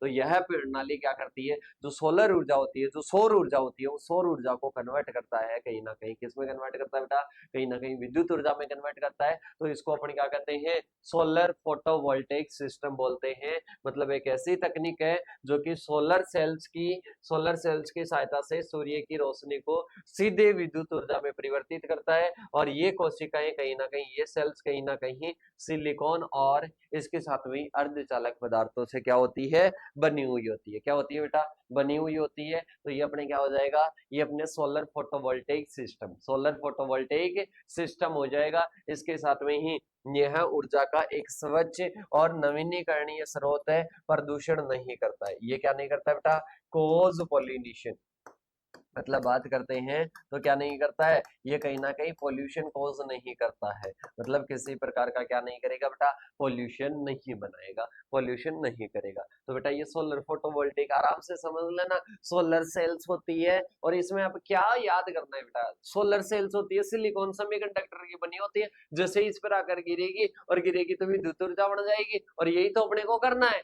अरे यही तो अपने को करना है। अरे तो कोई भी आपको पूछे तो आप बता सकते हो कि कैसे सोलर एनर्जी से विद्युत बनती है, वो तो इतनी बात बोलेंगे कि बढ़ती है, आप ऐसे भी बता सकते हो कि कैसे बढ़ती है। ओके, तो अब अपन चलते हैं आगे की ओर। आगे अपन बात करते हैं इसके वर्किंग प्रिंसिपल्स की बात करते हैं। जब सूर्य का प्रकाश सोलर सेल, मैंने कह दिया कि बेटा सोलर सेल किसका बना होता है, सेमीकंडक्टर सिलिकॉन का बना होता है। इस पर क्या होता है, सतह पर गिरता है। सोलर सेल किस सतह पर गिरेगा, जो कि अर्धचालक पदार्थों में इलेक्ट्रॉन को उत्साहित करता है और विद्युत धारा उत्पन्न करता है। मतलब अब क्या होगा, जैसे ही वो सोलर पर गिरेगा, मतलब सोलर सेल पर गिरेगा, तो इसमें क्या है, सेमीकंडक्टर है और सिलिकॉन भी बना हुआ है। तो इसमें क्या होंगे, जो इलेक्ट्रॉन है ना, इलेक्ट्रॉन क्या हो जाएंगे, उत्तेजित हो जाएंगे और वो गति करने लगेंगे, और इसके द्वारा क्या हो जाएगी, विद्युत ऊर्जा उत्पन्न हो जाएगी। और इस प्रक्रिया में फोटोवोल्टेइक इफेक्ट कहा जाता है। इस प्रक्रिया को क्या कहा जाता है, फोटोवोल्टेइक इफेक्ट कहा जाता है। उत्पन्न हुई डीसी धारा को इन्वर्टर की मदद से ऐसी धारा में क्या कर दिया जाता है, कन्वर्ट कर दिया जाता है, जिसको घर पर या वाणिज्यिक स्तर पर क्या करते हैं, प्रयोग करते हैं। तो बेटा देखना, सेल पर गिरेगी, सेल पर गिरने के बाद में अर्धचालक होता है, अर्धचालक होता है तो उसमें इलेक्ट्रॉन ट्रांसफर करेंगे, गति करेंगे, गति करेंगे तो विद्युत ऊर्जा बढ़ जाएगी, और इसके साथ में ही डीसी धारा को इन्वर्टर की सहायता से ऐसे में बदल दिया जाता है, और इसके साथ में उसे घर या वाणिज्यिक उपयोग में ले लेते हैं। अब इसके कंपोनेंट की बात कर लो, पीवी के कंपोनेंट की बात कर लो। तो सबसे पहले क्या हो जाएगा बेटा, सोलर पैनल हो जाएगा। जो मैंने कहा था ना कि सोलर सेल होते हैं, सोलर सेल होते हैं, तो यहाँ पर कोशिकाएं मत लिखना, सोलर सेल ही लिख देना। तो देखो सोलर सेल्स में क्या होता है बेटा, अनेक सोलर सेल होते हैं जो कि सूर्य के प्रकाश को अवशोषित करके डीसी उत्पन्न करते हैं। क्या उत्पन्न करते हैं बेटा, डीसी उत्पन्न करते हैं, डीसी इलेक्ट्रिसिटी उत्पन्न करते हैं। मतलब अपने जो सोलर पैनल पर गिरेगी, सोलर सेल पर गिरेगी, तो सोलर सेल पर गिरने के बाद वो डीसी बनेगी, सीधी एसी नहीं बनेगी, पहले डीसी बनेगी, और डीसी बनते ही फिर क्या होगा, चेंज कंट्रोलर होगा। क्या होगा बेटा, एक चेंज कंट्रोलर होगा। यह सोलर पैनलों से बैटरी तक ले जाने वाले वोल्टेज और करंट को नियंत्रित करता है। मतलब सोलर पैनल यहाँ से, पैनल से लेकर कहां तक लेकर जाएगा, बैटरी तक लेकर जाने वाले वोल्टेज और करंट को नियंत्रित करता है, कंट्रोल रखता है। इसके बाद में आता है चेंज कंट्रोल, चार्ज कंट्रोलर हो गया, इस चार्ज को क्या रखेगा, कंट्रोलर रखेगा। फिर आता है बैटरी बैंक है, ऑप्शनल, मतलब बात करते हैं तो यह रात या बादल वाले दिनों में क्या करता है, कहीं ना कहीं विद्युत ऊर्जा को संग्रहित करता है। बेटा ये बैटरी, मतलब ये क्या होता है, ये कहीं ना कहीं अपन बैकअप रखते हैं। बैकअप का मतलब है कि आप सबसे पहले समझना कि जैसे कि अभी क्या है, बादल हो रहे हैं, बादल हो रहे हैं तो सौर ऊर्जा नहीं आई, मतलब सूर्य की धूप नहीं आई, तो अब क्या अंधेरे में थोड़ा ना रहोगे, किस तरह अंधेरे में क्यों रहेंगे, नहीं रहेंगे, हम तो इतने पैसे लगाए हैं। तो फिर बेटा क्या करोगे, फिर कि वो अगली जो कंपनी वाले हमारे लगा रहे हैं सोलर पैनल, उनको पता ही है तो हम क्यों बताएंगे, हम तो वापस बोल देंगे कि इनको ले जाओ। तो बेटा इसलिए उन्होंने क्या कर दिया, आप ये बात बोलोगे उनको पहले पता थी, इसलिए क्या कर दिया उन्होंने, बैटरी बैंक दे दिया। मतलब बैटरी में क्या हो सकता है, स्टोर हो सकता है। इसके बाद में आता है इन्वर्टर। अब वो जो डीसी बनी थी ना भाई साहब, उसको एसी में कन्वर्ट कर दिया ताकि सामान्य उपकरणों को अपन चला सके। डीसी से नहीं चला सकते इसलिए एसी से चलाते हैं। इसके बाद में आता है उत्पन्न विद्युत को जोड़ने और उपयोग करने के लिए क्या करते हैं, तार और उपकरण क्या होते हैं, उपकरण होते हैं। मतलब समझना, वायर और लोड डिवाइसेस भी होती है जो कि विद्युत को जोड़ने वगैरह के, अरे वायर वगैरह यूज में नहीं लेते क्या, वही चीज है और कुछ भी नहीं। तो ये अपने क्या हो जाएगा, ये अपने 5 कंपोनेंट हो जाएंगे। दोबारा से समझा दोगे आपको एक बार। सोलर पैनल होता है जिन पर आकर गिरता है, डीसी बन जाती है। फिर चार्ज कंट्रोलर, अपन उनको बैटरी वगैरह तक भेजेंगे तो वहां पर चार्ज कंट्रोल रखेगा। इसके साथ में बैटरी क्या कर लेती है, स्टोर कर लेती है। इन्वर्टर डीसी को एसी में बदल देगा, फिर वायर वगैरह डिवाइसेस वगैरह जहां तक अपन पहुंचाते हैं। ओके, अब इसके बारे में बात करते हैं types of solar PV system. मतलब इसमें क्या होता है, एक तो ग्रिड कनेक्टेड होता है, जो कि क्या होता है, यह विद्युत ग्रिड से जुड़ी होती है और अतिरिक्त बिजली को ग्रिड में भेजा जाता है। अरे बेटा आपने देखा नहीं क्या, आजकल आजकल 2-2 मीटर लगने लगे कि अपने जितनी यूज होती है वो तो ठीक है, बाकी अपना अपने जो ट्रांसफार्मर है, जो अपने ग्रेड है, ग्रेड में क्या कर देते हैं, भेज देते हैं। तो वो क्या होता है, ग्रिड सिस्टम होता है। एक ऑफ ग्रिड सिस्टम होता है, ये ग्रिड से स्वतंत्र होती है, ये बैटरी को क्या करती है, कहीं ना कहीं संग्रहित करती है। मतलब ये क्या करेगी बेटा, ऑफ ग्रिड है। ऑफ ग्रिड का मतलब होता है, समझना ध्यान से, कि जब बिजली क्या होती है, विद्युत ग्रिड से जुड़ी होती है, मतलब वो विद्युत जो भी एक्स्ट्रा बनेगी सीधी कहां पर, ग्रिड में भेज देगी, जहां से अपने पास में बिजली आती है ना, वहां पर ये सीधी भेज देगी। और ऑफ ग्रिड का मतलब है, ऑफ ग्रिड का ये है बेटा कि जो अपने पास में अतिरिक्त बचेगी, उस अतिरिक्त को क्या कर लेंगे, बैटरी में सेव कर लेंगे। क्या कर लेंगे, बैटरी में सेव कर लेंगे। तो इसको क्या होता है, ऑफ ग्रिड बोलते हैं। अब ऑफ ग्रिड और ऑन ग्रिड दो प्रकार के हो जाए, दोनों प्रकार के हो जाए, तो बेटा उसमें क्या होता है, पहले तो बैटरियों में संग्रहित करेगी, फिर उसको क्या करेगी, कहीं ना कहीं भेजेगी। तो ये क्या होता है, ग्रिड कनेक्टेड। ऑफ ग्रिड और ऑन ग्रिड दो प्रकार का होता है। इसके बाद में आता है हाइब्रिड। हाइब्रिड की बात करते हैं तो ग्रिड और इसके साथ में ही बैटरी दोनों का संयोजन होता है। एक तो ग्रिड का होता है और इसके साथ में ही क्या होता है, बैटरी का संयोजन होता है। क्या होता है, बैटरी का क्या होता है बेटा, संयोजन होता है। अरे क्या होता है बेटा, संयोजन होता है। और इसके साथ में ही एप्लीकेशन की बात करें, application of solar PV system. Solar PV system मतलब इनका एप्लीकेशन के लिए, मतलब किस किस के लिए अपने इनका एप्लीकेशन करते हैं, इनका यूज करते हैं। तो देखिएगा सबसे पहले आता है प्रकाश व्यवस्था। आप घर पर, सड़कों पर, ग्रामीण क्षेत्रों पर, बगीचों में क्या करते हो, कहीं ना कहीं आप लाइट का यूज करते हो, तो वो वाला आ जाएगा। इसके बाद में आता है वाटर पंपिंग, मतलब कृषि और पीने के पानी की आपूर्ति हेतु प्रयोग करते हैं। इसके बाद में सोलर फेंसिंग की बात करते हैं तो खेतों की सुरक्षा के लिए क्या करते हैं, अपन इनका यूज करते हैं। पोर्टेबल चार्ज और लालटेन, मतलब मोबाइल चार्ज करने के लिए, आपातकालीन रोशनी के लिए। छत पर लगे सिस्टम, घरों में और स्कूलों में, कार्यालयों में इनको यूज करते हैं। और शोर पार्क और विद्युत संयंत्र में इनका क्या करते हैं, प्रयोग करते हैं। तो ये क्या हो जाएंगे बेटा, इनके यूज हो जाएंगे। यूज के बाद में आता है अपने पास में कि इनका कहीं ना कहीं एडवांटेज क्या क्या होते हैं, क्या क्या लाभ होते हैं। तो बताओ अब क्या क्या लाभ हो सकते हैं, आप ही बताओगे इसका, जल्दी से बता दो बेटा।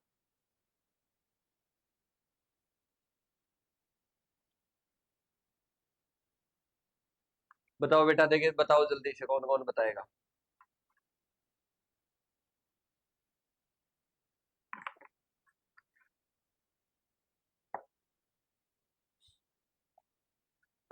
देखो मेरे हिसाब से बता दी होंगे, मन में आ गया होगा। पहला अपन बात करते हैं तो बेटा पहला होता है कि ये पर्यावरण के साथ में अनुकूल होता है, मतलब ये इको फ्रेंडली होता है। ये पर्यावरण को कोई हानि नहीं पहुंचाएगा, आपके कोई फर्क नहीं पड़ेगा। तो इसमें क्या आता है, ये बिना आवाज के कार्य करता है, पर्यावरण के अनुकूल होता है। इसके साथ में ही बिजली बिलों को कम करता है और इसके साथ में ही जीवाश्म ईंधनों पर क्या करता है, निर्भरता घटाता है। इसके बाद में आता है दूरस्थ और ग्रामीण क्षेत्रों के लिए उपयुक्त, मतलब जहां ग्रिड की सुविधा नहीं है, जहां पर ग्रिड की सुविधा नहीं है तो बेटा वहां पर भी ये क्या होता है, कहीं ना कहीं कार्य करता है और अच्छे से लाइट वगैरह की सुविधा अवेलेबल करवाता है बेटा। अब इसके बाद में आता है नेक्स्ट क्वेश्चन, और नेक्स्ट क्वेश्चन है कि जल, वायु, जियोथर्मल, ज्वारीय, बायोमास ऊर्जा साधनों के बारे में समझाइएगा। और ये ऊर्जा के साधन किस प्रकार से कृषि क्षेत्र में अपना योगदान देते हैं वो बताओ। बेटा आपको पता है, जल के द्वारा, हाइड्रो पावर के द्वारा विद्युत ऊर्जा बना ली जाती है। जल के द्वारा हाइड्रो पावर की सहायता से क्या कर लेते हैं, विद्युत ऊर्जा बना लेते हैं। तो पहला क्या हो जाएगा, हाइड्रो पावर हो जाएगा, जिसमें देखिएगा जल विद्युत उस ऊर्जा को कहते हैं जो कि बहते या गिरते हुए जल से क्या करती है, टरबाइनों को घुमाती है।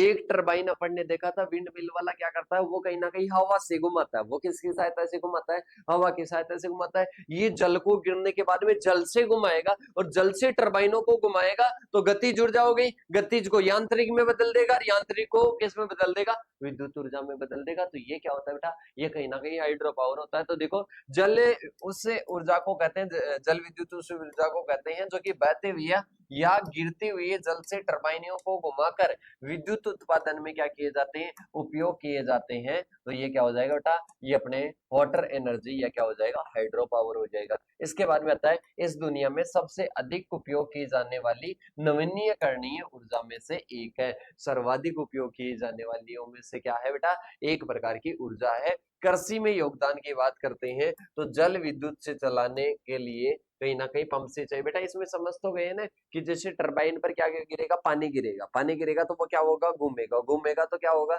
गतिज ऊर्जा होगी। अब गतिज या घूर्णन अपन बोल सकते हैं, इसको अपन यांत्रिक में बदलते हुए क्या कर देते हैं, क्या कर देंगे, इसका विद्युत ऊर्जा में बदल देंगे। इसके बाद में आता है कृषि में योगदान की बात करते हैं तो इससे एक तो क्या करते हैं, जल विद्युत से चलने वाले पंप सिंचाई के लिए अपन प्रयोग कर लेते हैं, या इसके साथ में ग्रामीण विद्युतीकरण में सहायता कर लेते हैं, जैसे भंडारण हो गया, शीत श्रृंखला हो गया, कृषि का प्रोसेसिंग वगैरह हो गया। बांधों या नदियों के पास में स्थित कृषि उद्योगों को ऊर्जा प्रदान करने के लिए यूज ले लेते हैं।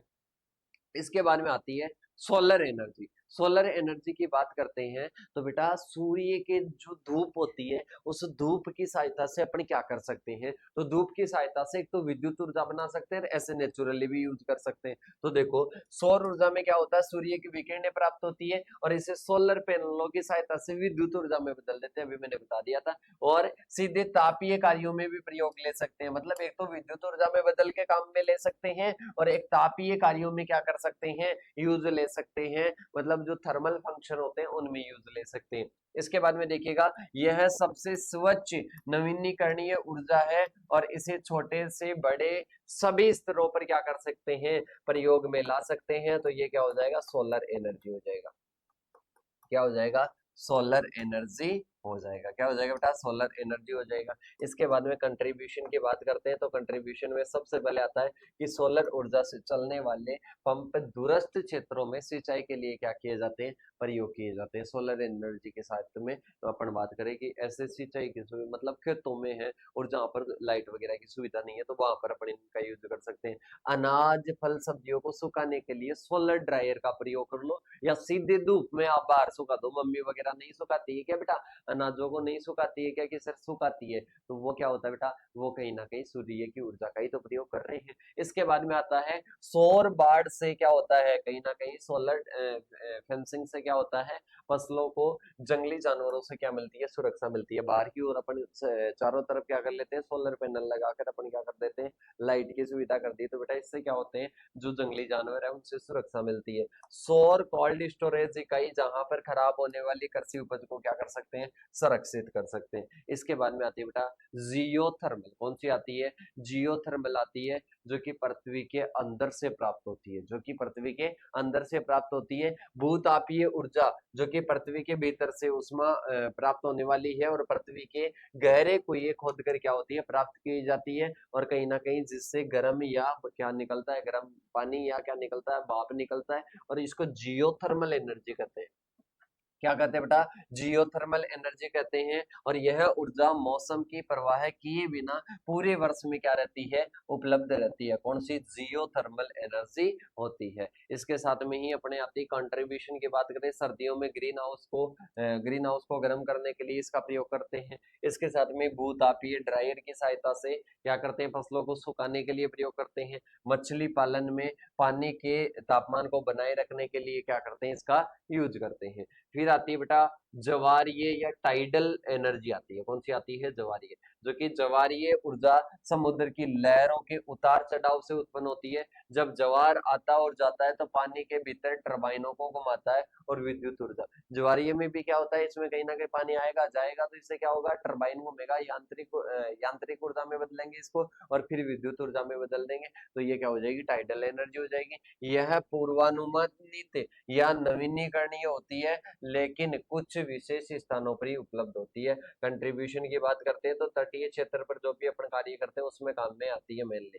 फिर आती है बायोमास। बायोमास की बात करते हैं बेटा, अपन क्या करते हैं, बायोमास की बात करते हैं। जैसे कि सपोज आपके पास में गोबर की खाद है, क्या है बेटा, गोबर की खाद है। अब गोबर की खाद को आप क्या करते हो, एक टैंक में डालते हो और इसको सड़ा गलाकर क्या करते हो, गैस बनाते हो, और इस गैस का घरेलू कार्यों में क्या करते हैं बेटा, घरेलू कार्यों में या भोजन पकाने में इनमें क्या करते हैं, प्रयोग करते हैं। तो ये क्या हो जाएगा बेटा, बायोमास एनर्जी हो जाएगी। क्या हो जाएगी, बायोमास एनर्जी हो जाएगी। तो देखो बायोमास एनर्जी जैविक पदार्थों से प्राप्त की जाती है, और जो कि जैसे कि फसल के अवशेष हो गए, गोबर, लकड़ी और कृषि के अपशिष्ट हो गए, इन्हें सीधे जलाकर या गैस ईंधन में बदल कर क्या करते हैं, कहीं ना कहीं उपयोग करते हैं। तो ये क्या हो जाएगा बेटा, जैसे कि मैंने कहा कि गोबर, लकड़ी, इनको क्या करते हैं, या तो सीधे जला लो या फिर इनका फ्यूल बना लो, जैसे कि मैंने कहा सड़ा गलाकर।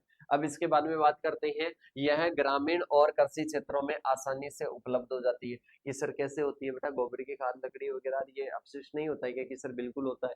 इसके बारे में आता है कंट्रीब्यूशन की बात करते हैं, तो कंट्रीब्यूशन में क्या आ जाएगा, बायोगैस संयंत्र खाना पकाने के लिए गैस और कहीं ना कहीं जैविक खाद क्या करते हैं, प्रदान करते हैं। इसके बाद में आता है बायोमास विद्युत संयंत्र, गैस जो है खेतों की मशीनों के लिए क्या करता है, बिजली उत्पन्न करता है, और अपशिष्ट प्रबंधन और पोषक तत्वों को पुनर्चक्रण में क्या होता है, सहायक होता है। तो ये बायोमास एनर्जी हो जाएगी। अब इसके बारे में आता है इसकी जो सैलरी प्राप्त होती है बेटा, इसकी जो सैलरी प्राप्त होती है, इस सैलरी का अपन प्रयोग कर सकते हैं जैविक खाद में, जो कि मैंने ऊपर की ओर बताया था। इसके बाद में अपने आता है बेटा नेक्स्ट क्वेश्चन। नेक्स्ट क्वेश्चन आता है कि बायोमास गैसिफिकेशन क्या होता है। बायोमास गैसिफिकेशन क्या होता है, बायोमास को सड़ा गलाकर गैस का उत्पन्न करना क्या कहलाता है, बायोमास गैसिफिकेशन कहलाता है। और इसके साथ में ही गैसिफिकेशन की विभिन्न अवस्थाएं बताएं, अप ड्राफ्ट और डाउन ड्राफ्ट और क्रॉस ड्राफ्ट गैसिफायर के बारे में बताइएगा। बेटा इसमें क्या होता है, कहीं ना कहीं जो अपन बात कर रहे थे ना गैसिफिकेशन के बारे में, गैसिफिकेशन से क्या होता है, बायोमास को सड़ा गलाकर अपन गैस तैयार करते हैं, तो उसको अपने क्या कहते हैं, गैसिफायर कहते हैं। तो इसमें क्या होते हैं, अलग अलग प्रकार के होते हैं, डाउन ड्राफ्ट होते हैं, अप ड्राफ्ट होते हैं, क्रॉस ड्राफ्ट होते हैं, इन सभी के बारे में अपन पढ़ने वाले हैं। तो देखिएगा सबसे पहले अपन बात करते हैं, बायोमास गैसिफिकेशन एक प्रोसेस है जिसमें ठोस बायोमास सामग्री होती है, जैसे कि गोबर की खाद वगैरह, अपशिष्ट वगैरह, लकड़ी वगैरह, उसको उच्च तापमान पर उसको उच्च तापमान पर नियंत्रित ऑक्सीजन वातावरण में आंशिक दहन के द्वारा एक दहनशील गैस मिश्रण, बोले तो प्रोड्यूसर गैस क्या होती है बेटा, प्रोड्यूसर गैस में क्या किया जाता है, कि सर प्रोड्यूसर गैस में क्या करते हैं, परिवर्त करते हैं, क्या करते हैं बेटा, परिवर्त करते हैं, परिवर्तन करते हैं। तो ये अपने क्या हो जाएगा, ये कहीं ना कहीं अपने हो जाएगा कि जो अपन बात कर रहे हैं गैसिफिकेशन वाली प्रोसेस। देखो इसमें बायोमास गैसिफिकेशन क्या होता है, जिसमें बायोमास होता है, ठोस बायोमास होता है, उसको नियंत्रित ऑक्सीजन की वातावरण में क्या करते हैं, उसका आंशिक दहन करते हैं, कंबस्टन करते हैं, और कंबस्टन से अपने पास में क्या होता है, दहनशील गैसों का मिश्रण प्राप्त होता है। और ये मिश्रण कहीं ना कहीं अपन बोल सकते हैं उत्पादक गैस, प्रोड्यूसर गैस होती है, जो कि मैंने बताया था कार्बन मोनोऑक्साइड, बताया था क्या, N2 वगैरह, इसका मिश्रण, तो इनमें क्या करते हैं, परिवर्तित करते हैं। तो देखो यह उत्पादक गैसें मुख्य रूप से कार्बन मोनोऑक्साइड होती है, इसके साथ में ही H2 होती है, मीथेन होती है, और इसके साथ में N2 होती है। तो ये क्या होती है बेटा, प्रोड्यूसर गैस होती है, जो कि आंशिक दहन से, जो बायोमास होता है उस बायोमास के आंशिक दहन से, मतलब जो कि नियंत्रित वायु की कंडीशन में वो क्या किया जाता है, दहन किया जाता है, और उसके बाद में जो बनती है वो प्रोड्यूसर गैस हो जाएगी। इसके बाद में देखो गैसिफिकेशन बायोमास को ऊर्जा उत्पादन के लिए स्वच्छ और प्रभावी तरीके से क्या होता है, स्वच्छ और प्रभावी तरीके से उपयोग करने की क्या करता है, कहीं ना कहीं मदद करता है। तो गैसिफिकेशन के अलग अलग अवस्थाओं के बारे में पूछ रहा था। तो सबसे पहली अवस्था है ड्राइंग, मतलब पहले क्या करते हैं, बायोमास को सुखाया जाता है। जो आपके पास में बेटा बायोमास है, इस बायोमास को क्या किया जाता है, पहले सुखाया जाता है। जो बायोमास आप लेकर आ रहे हो, जिसका आप क्या करवाओगे, कंबस्टन करवाओगे, तो उसको पहले क्या करना पड़ेगा, उसको पहले आपको सुखाना पड़ेगा। तो देखिएगा इसमें सबसे पहले हो जाएगा ड्राइंग, क्या हो जाएगा, ड्राइंग। शुरुआत में बायोमास में मौजूद नमी और गर्मी के कारण क्या हो जाती है, उड़ जाती है, मतलब पहले मौजूद नमी को क्या किया जाता है, उड़ाया जाता है। फिर आता है बेटा पायरोलाइसिस, उच्च तापमान पर ऑक्सीजन की अनुपस्थिति में बायोमास को क्या किया जाता है, विघटित किया जाता है, और इसके दौरान क्या बनती है, ज्वलनशील गैसें, टार, चारकोल, ये बनता है। मतलब उसको क्या करते हैं, कहीं ना कहीं अपन क्या करते हैं, विघटित करते हैं। फिर आता है कंबस्टन, कंबस्टन की बात करते हैं तो सीमित ऑक्सीजन में क्या होता है, सीमित ऑक्सीजन में बायोमास का आंशिक दहन होता है, पार्शियली कंबस्टन होता है, और इसके बाद में क्या होता है, रिडक्शन होता है, गर्म गैस चारकोल के साथ में प्रतिक्रिया करके COH2 और CH4 जैसी दहनशील गैसें बना देगा। तो ये कहीं ना कहीं किसके द्वारा होता है, ये बेटा होता है अपने किसके द्वारा, ये कहीं ना कहीं अपने जो अपन बात कर रहे हैं बायोमास गैसिफिकेशन की बात कर रहे हैं, तो उसमें कहीं ना कहीं अपनी स्टेज होती है कि सबसे पहले ड्राइंग वगैरह करते हैं, फिर इसके बाद में सारी प्रोसेस अपन ने देखी, लास्ट में अपने पास में COH2 CH4 और इसके साथ में N2 गैस से अपने पास बन जाती है। तो ये अपने पास में क्या आ जाएगा, बायोमास गैसिफिकेशन आ जाएगा। गैसीफायर अलग अलग प्रकार के थे, ये क्या होता है बेटा, अप ड्राफ्ट होता है। अप ड्राफ्ट की बात करें तो गैसीफायर में हवा नीचे से दी जाती है और उत्पादक गैस ऊपर से निकाली जाती है। नीचे से अपन क्या देंगे, हवा देंगे, और ऊपर से अपन जो गैस बनेगी, जो प्रोड्यूसर गैस होगी, उसको बाहर निकालेंगे। नीचे से हवा देकर, नीचे से हवा देकर, क्योंकि उसको पार्शियली क्या चाहिए, O2 चाहिए, अबे उसको अपन क्या देंगे, नीचे से हवा देंगे और प्रोड्यूसर गैस को ऊपर से निकाल देंगे। जो प्रोड्यूसर गैस है, उस प्रोड्यूसर गैस को क्या कर लेंगे, ऊपर से क्या कर लेंगे, निकाल लेंगे। और इसके साथ में हवा क्या कहां से दी जाती है, ये सर हवा नीचे से दी जाती है और प्रोड्यूसर गैस को ऊपर से निकाल लिया जाता है, तो इसको अपड्राफ्ट कहते हैं। बायोमास नीचे की ओर चलता है, जबकि हवा और गैसें ऊपर की ओर बढ़ती है, क्योंकि नीचे की ओर अपन क्या दे रहे हैं, नीचे से ही तो अपन हवा दे रहे हैं, तो वो ऊपर की ओर जाएगी, तो इसमें बायोमास तो नीचे की ओर जाता है, और इसमें क्या होता है, हवा या गैसें क्या होती है, ऊपर की ओर जाती है। तो अपड्राफ्ट का मतलब समझ लेना कि गैस बाहर की दर से निकलेगी, बाहर की दर से जिसका अपन निर्माण कर रहे हैं वो किधर से निकलेगी, ऊपर की ओर निकलेगी, मतलब अपड्राफ्ट हो जाएगा। सूखना और पायरोलाइसिस भी क्या होता है, ऊपर की ओर होता है। ड्राइंग और पायरोलाइसिस ऊपर से होता है, क्योंकि जो अपने पास में जो बायोमास आता है, वो बायोमास ऊपर से आता है और गैस ऊपर से निकलती है। मतलब बायोमास क्या आएगा, ऊपर से आएगा, तो ऊपर से सूखेगा और इसके साथ में क्या होगा, पायरोलाइसिस होगा। दहन और अपचयन कर्म से मध्य और क्या होते हैं, नीचे होते हैं। दहन तो मध्य में होता है, अपचयन रिडक्शन कहाँ होगा, नीचे की ओर होगा। एडवांटेज की बात करते हैं, सरल डिजाइन है और लागत कम होती है, और इसके साथ में ही अपन बात करें, इसमें जो टार है, टार का कंटेंट क्या होता है, अधिक होता है, और इसके साथ में जिसे साफ करने की क्या होती है बेटा, जरूरत होती है। इसके बाद में आता है डाउन ड्राफ्ट। क्या आता है बेटा, डाउन ड्राफ्ट आता है। डाउन ड्राफ्ट में क्या होता है, हवा मध्य और ऊपर से आती है और नीचे से निकलती है। तो बेटा मैंने कहा निकलती किधर से है, दैट इज इंपॉर्टेंट। तो नीचे से निकलती है तो डाउन ड्राफ्ट हो गया, ऊपर से निकलती है तो क्या हो गया, अप ड्राफ्ट हो गया। तो देखो इधर कि डाउन ड्राफ्ट गैसीफायर में क्या करता है, हवा मध्य या ऊपर से आती है और उत्पादक गैस नीचे से निकलती है।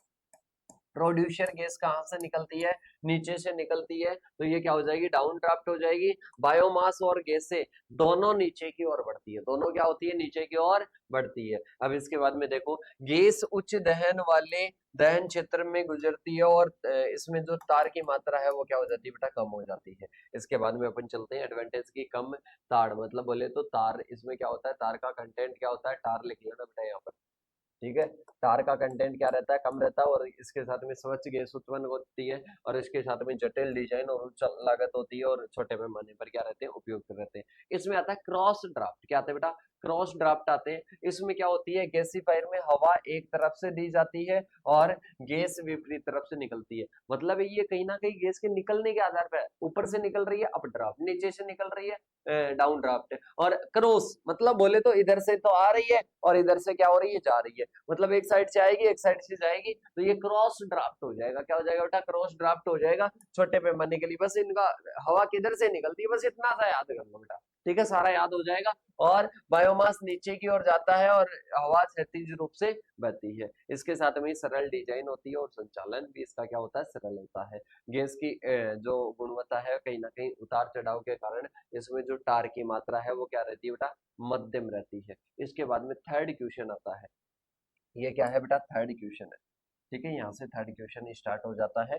थर्ड क्वेश्चन की अपन बात करते हैं, तो जो बायोमास है वो ब्रिकवेटिंग क्यों महत्वपूर्ण है, मतलब अपन बात करते हैं जो बायोमास का जो ब्रिकवेटिंग होता है, ब्रिकवेटिंग क्या होता है, बहुत अच्छे से मैं आपके क्लियर करने की कोशिश करूंगा कि बायोमास ब्रिकवेटिंग क्यों महत्वपूर्ण है, और बायोमास ब्रिकवेटिंग के 4 चरणों को लिखिए। अधिक, मध्यम और कम दबाव वाले ब्रिकवेटिंग तकनीकों के बारे में समझाइए। तो बेटा ब्रिकवेटिंग का मतलब होता है, कई बार बार आपने देखा होगा कि अपने पास में बहुत सारा क्या होता है बेटा, बहुत सारा बायोमास होता है, उसको अपने को छोटी मात्रा में करना, छोटी साइज में करना। इस बोतल को मेरे को छोटी साइज में, इसको दबाया जाएगा, मेरे से तो नहीं दबेगी, पर इसके साथ में ही जो मशीन होती है, जो ब्रिक वेटिंग बनाने वाली होती है, छोटी सी गोली के रूप में इसको क्या कर देगी, कहीं ना कहीं बना देगी। तो अगर एक बार कोशिश कर लेते हैं बेटा समझने की भी कि ब्रिक वेटिंग क्या होते हैं।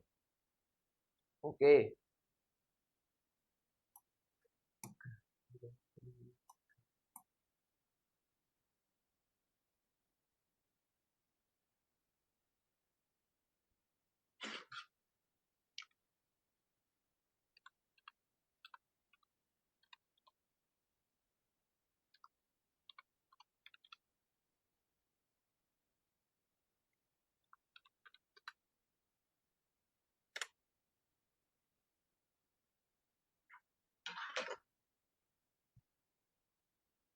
ये देखो बेटा, ये दिख रहा है, ये क्या है, कहीं ना कहीं ब्रिकवेट्स है। ये क्या है बेटा, ब्रिकवेट्स है। ये बहुत छोटी मात्रा में, बहुत बड़ा मटेरियल था, उसको अपन ने क्या कर दिया, बहुत छोटी मात्रा में कर दिया। तो बेटा इसको क्या कहते हैं, ब्रिकवेटिंग कहते हैं। इसको क्या कहते हैं, ब्रिकवेटिंग कहते हैं। तो ये क्या आ जाएंगे, ब्रिकवेट्स हो जाएंगे, जिनको दबा कर, जिनको प्रेस करके क्या कर देते हैं, छोटी साइज में कर देते हैं।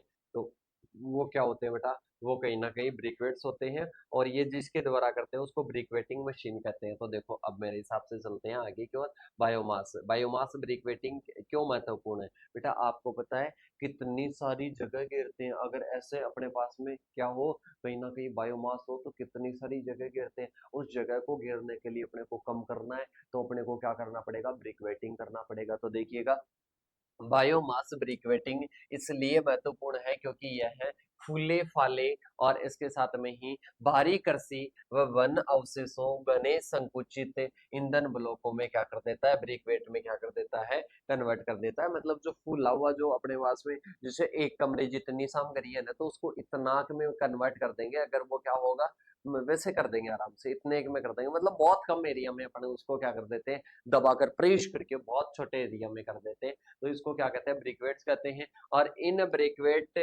ब्रिकवेटों में ऊर्जा की मात्रा क्या होती है, ज्यादा होती है, और इन्हें कच्चे बायोमास की तुलना में ले जाना, संग्रहित करना, संभालना क्या होता है, आसान रहता है। बेटा एक तो आप इस बोतल को लेकर जाओ, ठीक है, हाथ में लेकर जाओ, अब इसकी छोटी सी गोली में बना दो, उसको आप जेब में डाल लो, हाथ में रख लो, कैसे ही रख लो, किसी को पता ही नहीं चलेगा। ठीक है, तो इनका क्या होता है, कहीं ना कहीं ट्रांसपोर्टेशन और इनको संभालना और इनको संग्रहित करना क्या रहता है, इजी रहता है। यह पारंपरिक ईंधनों जैसे कि लकड़ी, कोयले का एक क्या है, प्रभावी है, और पर्यावरण के लिए क्या रहता है, अनुकूल रहता है। क्योंकि जो अपने पास में कहीं ना कहीं अपने कोई भी काम में नहीं आ रहा था, जो पड़ा था फालतू में, उसका अपन ने क्या कर दिया बेटा, छोटी मात्रा में करके उसके ब्रिकवेट्स बना दिए। तो वो कहीं ना कहीं क्या होता है, वो भी सही है। ब्रिकवेटिंग कचरे को कम करने और वायु प्रदूषण को नियंत्रित करने और ग्रामीण ऊर्जा की आवश्यकता को पूरा करने में क्या करता है, मदद करता है। क्या करता है बेटा, मदद करता है। इसकी 4 स्टेप की बात करते हैं, 4 स्टेप की बात करते हैं, तो इसमें आ जाएगा बायोमास ब्रिकवेटिंग के 4 चरण होते हैं। कौन कौन से होते हैं बेटा, 4 चरण, जिसमें सबसे पहला हो जाता है collection and preparation of biomass. सबसे पहले क्या किया जाएगा, सबसे पहले बायोमास को कलेक्ट किया जाएगा, मतलब इसको संग्रहित किया जाएगा। संग्रहित करने के बाद में क्या किया जाएगा, कहीं ना कहीं बायोमास की प्रिपरेशन करी जाएगी। पहले संग्रहित किया जाएगा, फिर इसके बाद में क्या की जाएगी, प्रिपरेशन की जाएगी। कृषि अवशेष, कृषि अवशेष जैसे कि फसल की डंडी, आरी की लकड़ी, धुआं, भूसी, पत्ते जितने भी हैं, उन सभी को क्या करते हैं, पहले इकट्ठा करेंगे और उनकी नमी कम कर लेंगे, उनकी नमी कम कर लेंगे। जिनका भी ब्रिकवेट्स बनाना है तो उनको अपन कलेक्ट करके और इसके साथ में उनकी नमी को क्या कर लेंगे, कम कर लेंगे। पहली स्टेप होती है। इसको कम करने के बाद में साइज रिडक्शन, साइज रिडक्शन का मतलब है भाई साहब उस पर प्रेस, दबाव लगाएंगे। तो ब्रिकवेटिंग के लिए बायोमास के कणों का आकार पीस कर या काट कर या दबा कर उसमें क्या करते हैं, छोटा करते हैं। फिर इसके बाद में पढ़ने क्या कर दिया, आकार थोड़ा या तो काट लो उनको, ठीक है, उनको क्या कर लो, मतलब वो ज्यादा भी नहीं हो कि बहुत ज्यादा फैले हुए हैं, जैसे कि लंबे लंबे, तो उनको काट कर एक बार थोड़ा छोटा छोटा कर लो ताकि ब्रिकवेटिंग मशीन में आ जाए। फिर ब्रिकवेटिंग मशीन में डाल दो। मशीन में डालने पर क्या होगा, कंप्रेशन, मतलब उस पर दबाव लगाया जाएगा, उस पर दबाव लगाया जाएगा। और दबाव डालकर बायोमास को संकुचित करके घने ब्रिकवेट बनाए जाते हैं। क्या बना लेते हैं? ब्रिकवेट बना लेते हैं। और फिर इन ब्रिकवेट्स को क्या कर लेते हैं? इन ब्रिकवेट्स को आवश्यकता अनुसार क्या करते हैं? सुखाते हैं और सूखे स्थान पर संग्रहित कर लेते हैं और इनकी गुणवत्ता क्या होती है? बनी रहती है। सबसे पहले कलेक्ट करेंगे, सबसे पहले कलेक्ट करेंगे और इसके साथ में नमी वगैरह हटा लेंगे। नमी वगैरह हटा लेने के बाद में क्या करेंगे? कहीं न कहीं इनमें अपने क्या करेंगे फिर कलेक्ट करने के बाद में और नमी हटाने के बाद में इनका क्या करना है? इनकी साइज़ रिडक्शन कर लो, थोड़ी-थोड़ी काट-काट कर क्या कर लो? साइज़ रिडक्शन कर लो। फिर ब्रिकवेटिंग मशीन में क्या कर दो? इनके ऊपर कंप्रेस मतलब दबाव डाल दो। दबाव डालने के बाद में क्या हो जाएँगे? ये तैयार हो जाएँगे तो ड्राइंग और स्टोरेज कर दो इनका। फिर इसके बाद में अपन बात करते हैं अधिक, मध्यम और दबाव वाली ब्रिकवेटिंग तकनीक। अब इसमें बात करते हैं हाई प्रेशर ब्रिकवेटिंग। मतलब इसमें क्या होती है बेटा? कहीं तो क्या होती है? मतलब बहुत ज्यादा क्या करती है? दबाव डालती है और फिर क्या होते हैं? ब्रिकवेटिंग बनते हैं। ठीक है, तो ये क्या होते हैं? घने, मजबूत और ब्रिकवेट बनाने के लिए क्या करते हैं? प्रयोग करते हैं, जिनमें उष्मा का मान क्या होता है? कम होता है। फिर आता है मध्यम दबाव वाले, वो 20 से कितने होते हैं? 20 से 100 मेगा पास्कल वाले होते हैं और कहीं ना कहीं ये इनमें स्क्रू या पिस्टन के द्वारा क्या किया जाता है? प्रेस किया जाता है, दबाव लगाया जाता है। और इसके साथ में ही अब अपन चलते हैं कम वाला, जो कि 20 मेगापिक्सल से भी क्या होता है? कम होता है। ठीक है, और इसके साथ में ही अब अपन चलते हैं बेटा आगे की ओर। ठीक है, आगे अपने आ जाएगा नेक्स्ट पेपर और नेक्स्ट पेपर में आ जाएगी बेटा नॉन कन्वेंशनल एनर्जी सोर्सेस। मतलब बोले तो नॉन कन्वेंशनल का मतलब क्या होता है? जैसे कि वो पारंपरिक नहीं है, वो मतलब ज्यादा परंपरा के जो परंपरा के से चले आ रहे नहीं है और वो आगे भी नहीं चलते रहेंगे, तो इनको अपन क्या कहते हैं? वे ऊर्जा स्रोत होते हैं जो कि नवीनीकरणीय और पर्यावरण के अनुकूल होते हैं। क्या होते हैं बेटा? पर्यावरण के अनुकूल होते हैं। कि सर आप ऐसे कैसे बोल सकते हो कि अपारंपरिक? बेटा जो पारंपरिक नहीं है, जो पारंपरिक नहीं है मतलब अपन बात करते हैं ऊर्जा के स्रोत अभी ट्रेडिशनल की बात करते हैं, जैसे कि क्या आ जाएगा? सोलर वगैरह आ जाएगा। तो ये अपने क्या है बेटा? सोलर, विंड, ये अपने क्या है बेटा? एक होता है पारंपरिक। पारंपरिक की बात करते हैं जैसे कि कोयला वगैरह है, डीजल वगैरह है, पेट्रोल वगैरह है, वो अपन परंपरा से देखते आ रहे हैं, वो चलते आ रहे हैं। पर अब नए आ गए, मॉडर्न आ गए, उनकी अपन बात करते हैं वो अपारंपरिक होते हैं। जैसे कि इसमें सबसे पहले अपन बात करते हैं अपारंपरिक में। अपारंपरिक में कौन कौन से आ जाएंगे? अपारंपरिक में अपने आ जाएंगे जैसे कि सौर ऊर्जा आ जाएगा और पवन ऊर्जा आ जाएगा, बायोमास आ जाएगा, जियोथर्मल एनर्जी आ जाएगी, ज्वारीय ऊर्जा आ जाएगी। ठीक है, ये अपने अपारंपरिक हो जाएंगे। फिर इसके बाद में आता है आइसोडाइन्स। क्या होती है बेटा? ये कहीं ना कहीं रेखाएं होती है जो कि समान ऊर्जा उत्पादन वाले बिंदुओं को आपस में मिलाती है। समान ऊर्जा उत्पादन वाले बिंदुओं को आपस में मिलाती है तो उसको आइसोडाइन्स कहते हैं, समतुल्य कहते हैं। समतुल्य वे रेखाएं होती है, क्या होती है बेटा? वे रेखाएं होती है जो कि क्या करती है? ग्राफ पर समान शक्ति या ऊर्जा उत्पादन वाले बिंदुओं को आपस में क्या करती है? जोड़ती है। समान ऊर्जा उत्पादन, समान ऊर्जा उत्पादन वाले, समान ऊर्जा उत्पादन वाले बिंदुओं को आपस में क्या करती है? जोड़ने का कार्य करती है, तो उसको अपन क्या कहते हैं? आइसोडाइन्स कहते हैं। इसके बाद में अपन चलते हैं बेटा आगे की ओर। ये है ऊर्जा प्रणालियों का कहीं ना कहीं डेमोन्स्ट्रेशन, उनका प्रदर्शन कैसा है, इसको डिनोट करने के लिए प्रयोग की जाती है। इसके बाद में आता है बेटा डिफ्यूज्ड रेडिएशन। कौन सी आती है? डिफ्यूज्ड रेडिएशन आती है कि जो कि क्या होती है? वायुमंडल में बिखर जाती है। जो भी वायुमंडल में बिखर जाती है, विसरित जो विकिरण है वे सौर विकिरणें होती है जो कि धूल, बादल और अणुओं के द्वारा वायुमंडल में बिखर जाती है, पृथ्वी की सतह पर पहुंच जाती है, तो वो क्या हो जाएगा? वो कहीं ना कहीं डिफ्यूज्ड रेडिएशन हो जाएगी। इसके बाद में बात करते हैं इनडायरेक्ट जो सनलाइट होती है वो कब आती है बेटा? जब क्या होती है? सूर्य क्या होता है? सूर्य प्रत्यक्ष सीधा दिखाई नहीं देता है, तो वो क्या हो जाएगी? डिफ्यूज्ड रेडिएशन हो जाएगी। कौन सी हो जाएगी बेटा?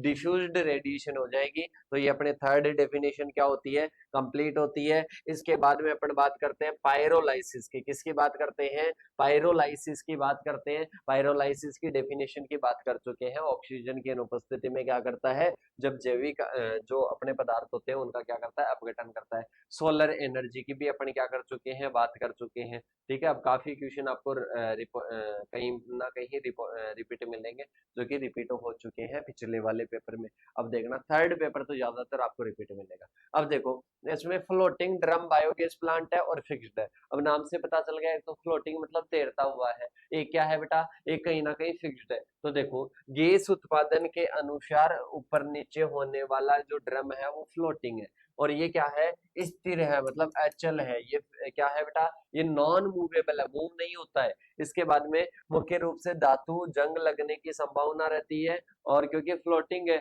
और इसके साथ में ईंट कंक्रीट अथवा अपन बात करते हैं तो ये अधिक टिकाऊ होता है, सस्टेनेबल होता है, कहीं ना कहीं टिकाऊ बना रहता है।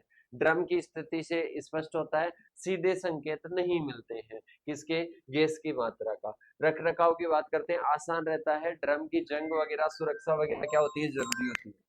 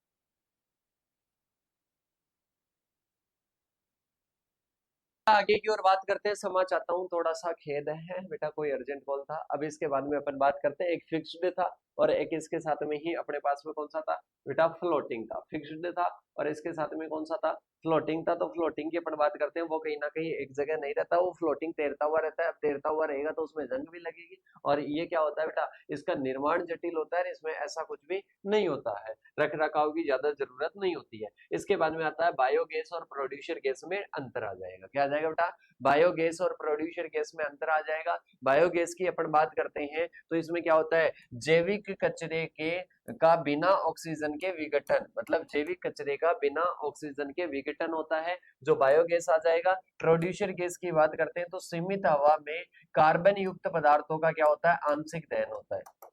सीमित हवा में क्या होता है बेटा, कार्बन युक्त जो पदार्थ होते हैं उनका आंशिक दहन होता है, तो ये प्रोड्यूसर गैस हो जाएगी। इसके साथ में मीथेन, कार्बन डाइऑक्साइड, मीथेन और कार्बन डाइऑक्साइड इसमें मुख्य घटक होते हैं बायोगैस में। और इसमें कार्बन मोनोऑक्साइड होती है और इसके साथ में हाइड्रोजन होती है, नाइट्रोजन होती है, कार्बन डाइऑक्साइड होती है। ठीक है, मोनोऑक्साइड है ये, कार्बन मोनोऑक्साइड, ये कार्बन डाइऑक्साइड है, ये ध्यान रखना थोड़ा सा। और इसके साथ में ही ये जैविक कचरे के बिना ऑक्सीजन के विघटन होता है। और ये कहीं ना कहीं क्या होता है, सीमित हवा में, मतलब इसमें पास में हवा होती है, O2 होती है, पर सीमित मात्रा में होती है। और कार्बन युक्त क्या होता है, पदार्थों का क्या होता है बेटा, कहीं ना कहीं आंशिक दहन होता है। यूजेज की बात करते हैं तो इसका यूजेज खाना पकाने में, गर्मी करने के लिए, इसके साथ में ही बिजली उत्पादन में क्या किया जाता है, यूज किया जाता है बायोगैस का। इसका इंजन और औद्योगिक भट्टियों में क्या करते हैं, अपन यूज करते हैं। क्या करते हैं बेटा, इंजन और औद्योगिक भट्टियों में क्या करते हैं, यूज करते हैं। ये क्या है, बायोलॉजिकल प्रोसेस है। ये क्या है, थर्मोकेमिकल प्रोसेस है। ये थर्मोकेमिकल प्रोसेस आ जाएगी, ये बायोलॉजिकल प्रोसेस आ जाएगी। इसके बाद में अपन बात करते हैं बेटा कैबिनेट। इसमें क्या आती है, अपने को टिप्पणी बतानी है किस पर, कैबिनेट सोलर ड्रायर पर। किस पर है, कैबिनेट सोलर ड्रायर क्या होता है। कैबिनेट सोलर ड्रायर की अपन बात करते हैं तो बेटा ये क्या है, कहीं ना कहीं सोलर ड्रायर है। और सोलर ड्रायर की बात करते हैं जो कि क्या करता है, सुखाने का कार्य करता है, अनाज वगैरह को सुखाने का कार्य करता है, तो कैबिनेट सोलर ड्रायर आ जाएगा। अब इसमें देखो, ये कहीं ना कहीं क्या है बेटा, एक प्रकार का क्या है, उपकरण है, जो कि सौर ऊर्जा का प्रयोग करके कृषि उत्पादों या खाद्य वस्तुओं को क्या किया जाता है, बंद कैबिनेट में क्या करता है बेटा। कैबिनेट की बात करें, ऐसा कोई कैबिनेट हो गया और इसमें क्या कर रहे हैं, इसमें अनाज को रखकर अपन क्या कर रहे हैं, सूर्य की धूप से सुखा रहे हैं, तो ये क्या हो जाएगा, कैबिनेट सोलर ड्रायर हो जाएगा। मतलब कैबिनेट सोलर ड्रायर एक उपकरण है जो कि सौर ऊर्जा का उपयोग करके कृषि उत्पादों या खाद्य वस्तुओं को क्या करते हैं, एक बंद कैबिनेट के अंदर क्या करता है, सुखाता है। बंद कैबिनेट में क्या करता है बेटा, सुखाने का कार्य करता है, तो ये अपने हो जाएगा। इसके बाद में अपन बात करते हैं, इसमें एक पारदर्शी आवरण होता है और सूरज की रोशनी को क्या करता है, कहीं ना कहीं फंसाने का कार्य करता है, मतलब आकर्षण करने का कार्य करता है। और एक सुखाने वाले कक्ष या ट्रे होती है, उसमें क्या होती है, ट्रे होती है जहां पर उत्पाद रखा होता है। मतलब एक साइड से तो क्या आएगी, अपने पास में सोलर एनर्जी आएगी और एक में ट्रे होगी, उस ट्रे में क्या होगा, अपना उत्पाद रखा हुआ होगा। और जहां से वो आएगी फिर वो जो अपने क्या है, जो पदार्थ है, वो उत्पाद है, वो क्या हो गया होगा बेटा, वो ट्रे में क्या होगा, सूखेगा, ड्राई होगा। तो यही सोलर ड्रायर होता है। और इसमें हवा को गर्म करता है और खुले सूरज की तुलना में क्या होता है, तेजी से उत्पादों को क्या करता है, अपन ऐसे ओपनली रख देते हैं, उसमें अच्छे से नहीं सूखता है, पर वैसे क्या होता है, ज्यादा सूखता है। अब इसके साथ में ही फल सब्जियों वगैरह के लिए, औषधीय पौधों के लिए ये क्या रहता है, उपयुक्त रहता है। इसके बाद में आता है बायोगैस संयंत्र, मतलब बायोगैस प्लांट अपने को लगाना है। बायोगैस प्लांट अपने को लगाना है तो वो प्लांट लगाने के लिए उसको प्रभावित करने वाले कारक कौन कौन से हैं, फैक्टर अफेक्टिंग कौन कौन से हैं, तो उनके बारे में बात करते हैं। सबसे पहले तो अपन कहीं पर भी बायोगैस प्लांट लगा रहे हैं, वहां पर कच्चे माल की उपलब्धता ही नहीं है, वहां पर कच्चे माल की उपलब्धता ही नहीं है, तो वो क्या हो जाएगा बेटा, पहला कारक हो जाएगा। फिर आता है जल की उपलब्धता, मतलब वहां पर जल की उपलब्धता नहीं है, तो बेटा वो क्या हो जाएगा, दूसरा कारक हो जाएगा कि जल की उपलब्धता नहीं है। इसके बाद में अपन बात करते हैं आगे की ओर, आगे अपने पास में क्या आ जाएगा कि भूमि की उपलब्धता भी तो होनी चाहिए वहां पर, और वहां की जो टोपोग्राफी है वो देखी जाती है, वो प्रभावित करती है। इसके साथ में ही अपन बात करते हैं सुलभता, मतलब अपन बात करें तो वहां पर सामग्री का रख रखाव, आन जान, मतलब बोले तो ट्रांसपोर्टेशन वगैरह, ये अच्छे से होने वाला होना चाहिए स्थान। अब इसके बाद में आता है डिस्टेंस फ्रॉम लिविंग एरियाज, मतलब आवासीय क्षेत्रों से दूरी होनी चाहिए ताकि गंध से बचा जा सके। और मर्दा की स्थिति क्या होनी चाहिए, स्थिर या संयंत्र संरचना का समर्थन कर सकने वाली होनी चाहिए, मर्दा की संरचना। इसके साथ में सनलाइट की क्या होनी चाहिए, अवेलेबिलिटी होनी चाहिए। सनलाइट की क्या होनी चाहिए, अवेलेबिलिटी होनी चाहिए। तो ये बायोगैस प्लांट होता है, क्या होता है बेटा, बायोगैस प्लांट होता है। बायोगैस प्लांट को ऐसा स्थान का चयन करना है, ऐसी लोकेशन का क्या करना है, चयन करना है। क्या करना है बेटा, लोकेशन का चयन करना है। इसके बाद में अपन बात करते हैं आगे की ओर। आगे आता है कि फ्लैट प्लेट कलेक्टर की बनावट या कार्य विधि पर चर्चा कीजिए। मतलब इसमें आपको क्या बताना है, स्वच्छ रेखा चित्र के साथ में फ्लैट प्लेट कलेक्टर की बनावट और कार्य विधि पर चर्चा करनी है। मतलब वो ये सोलर कलेक्टर, मतलब अपन बात करते हैं सोलर एनर्जी को क्या करेगा, कलेक्ट करेगा, और कलेक्ट करने के बाद में क्या करेगा, विद्युत ऊर्जा में बदलेगा। पर अपन बात करते हैं ये क्या होता है, फ्लैट मतलब समतल होता है। कैसा होता है बेटा, समतल होता है, इस पर गिरती है। एक क्या होता है, एक बिंदु वाला होता है कि यहीं पर गिरेगी, सारी की सारी यहीं पर गिरेगी। और ये क्या होता है, पूरी पर गिरती है। तो देखो इसमें क्या होती है, फ्लैट प्लेट जो सोलर होता है उसमें एक उपकरण है जो कि विकिरण को अवशोषित करके उसे क्या करता है, उसे कहीं ना कहीं गर्मी परिवर्तित करता है और बाद में किसी द्रव्य को गर्म करने के लिए क्या लेते हैं, इस्तेमाल लेते हैं। तो देखो अब इसमें क्या क्या यूज लेते हैं बनाने के लिए। एक तो क्या होती है, ट्रांसपोर्ट कवर होता है। मतलब बात करें तो ग्लास की क्या होती है, पारदर्शी, उस पर क्या होगा, एक तो आवरण होगा, एक तो उस पर आवरण होगा। फिर एक जो कि एक प्लेट होगी, वो प्लेट क्या करेगी, सोलर रेडिएशन को कलेक्ट करेगी। दूसरा उपकरण क्या हो जाएगा, उसमें लगने वाला पार्ट हो जाएगा एब्जॉर्बर प्लेट हो जाएगी। इसके बाद में आता है इंसुलेशन। क्या आता है बेटा, इंसुलेशन आता है कलेक्टर के पीछे और इसके साथ में किनारों पर इंसुलेशन होता है ताकि गर्मी न खोए। ठीक है, इंसुलेशन का प्रयोग अपन किसके लिए कर रहे हैं, ताप का नुकसान नहीं हो, तापमान का नुकसान नहीं हो। इसके बाद में आता है फ्लूइड ट्यूबल्स होती है जो कि क्या करती है, एब्जॉर्बर प्लेट के ऊपर या नीचे ट्यूब लगी रहती है जिससे द्रव्य गुजरता है। और वो द्रव्य किसके लिए लेते हैं, वो द्रव्य कहीं ना कहीं गर्म करने के लिए यूज में लेते हैं। ठीक है, इसके साथ में ही कैसिंग, कैसिंग की बात करते हैं, पूरी व्यवस्था को एक बॉक्स या संरचना में क्या किया जाता है, रखा जाता है जो कि मजबूती प्रदान करता है। मतलब पूरा आवरण फाउंडेशन मान लो उसका, तो वो क्या हो जाएगा, कैसिंग हो जाएगा। तो आई होप आप सभी को अच्छे से समझ में आ गया। इसकी वर्किंग प्रिंसिपल की बात करते हैं तो सबसे पहले जो प्लेट होती है उस प्लेट पर आकर क्या करेगी, जो अपनी रेडिएशन है वो रेडिएशन आकर गिरेगी और रेडिएशन गिरने के बाद में क्या हो जाएगा, वो गर्म हो जाएगा। क्या हो जाएगा बेटा, वो गर्म हो जाएगा। और गर्म होने के बाद में जो नीचे से जो ट्यूबवेल्स, मतलब बात करें जो नलिकाएं, उन नलिकाओं में जो द्रव्य है वो द्रव्य का तापमान क्या हो जाएगा, बढ़ जाएगा। इंसुलेशन गर्मी को बाहर नहीं निकलने देगा, मतलब उसकी हानि नहीं होने देगा। ठीक है, तो ये अपनी उसकी क्या हो जाएगा, वर्किंग प्रिंसिपल्स हो जाएगा। इसके बाद में आता है बेटा विभिन्न प्रकार के टर्बाइनों का अपने को क्या करना है, वर्गीकरण करना है और इसके साथ में इन दोनों के बारे में अपने को बताना है। सबसे पहले आता है बेटा कि उनके अक्ष के आधार पर, उनके एक्सिस के आधार पर, एक्सिस के आधार पर टरबाइन कितने प्रकार के होते हैं, दो प्रकार के होते हैं। एक्सिस के आधार पर टरबाइन कितने प्रकार के होते हैं बेटा, दो प्रकार के होते हैं। दोनों के बारे में समझते हैं।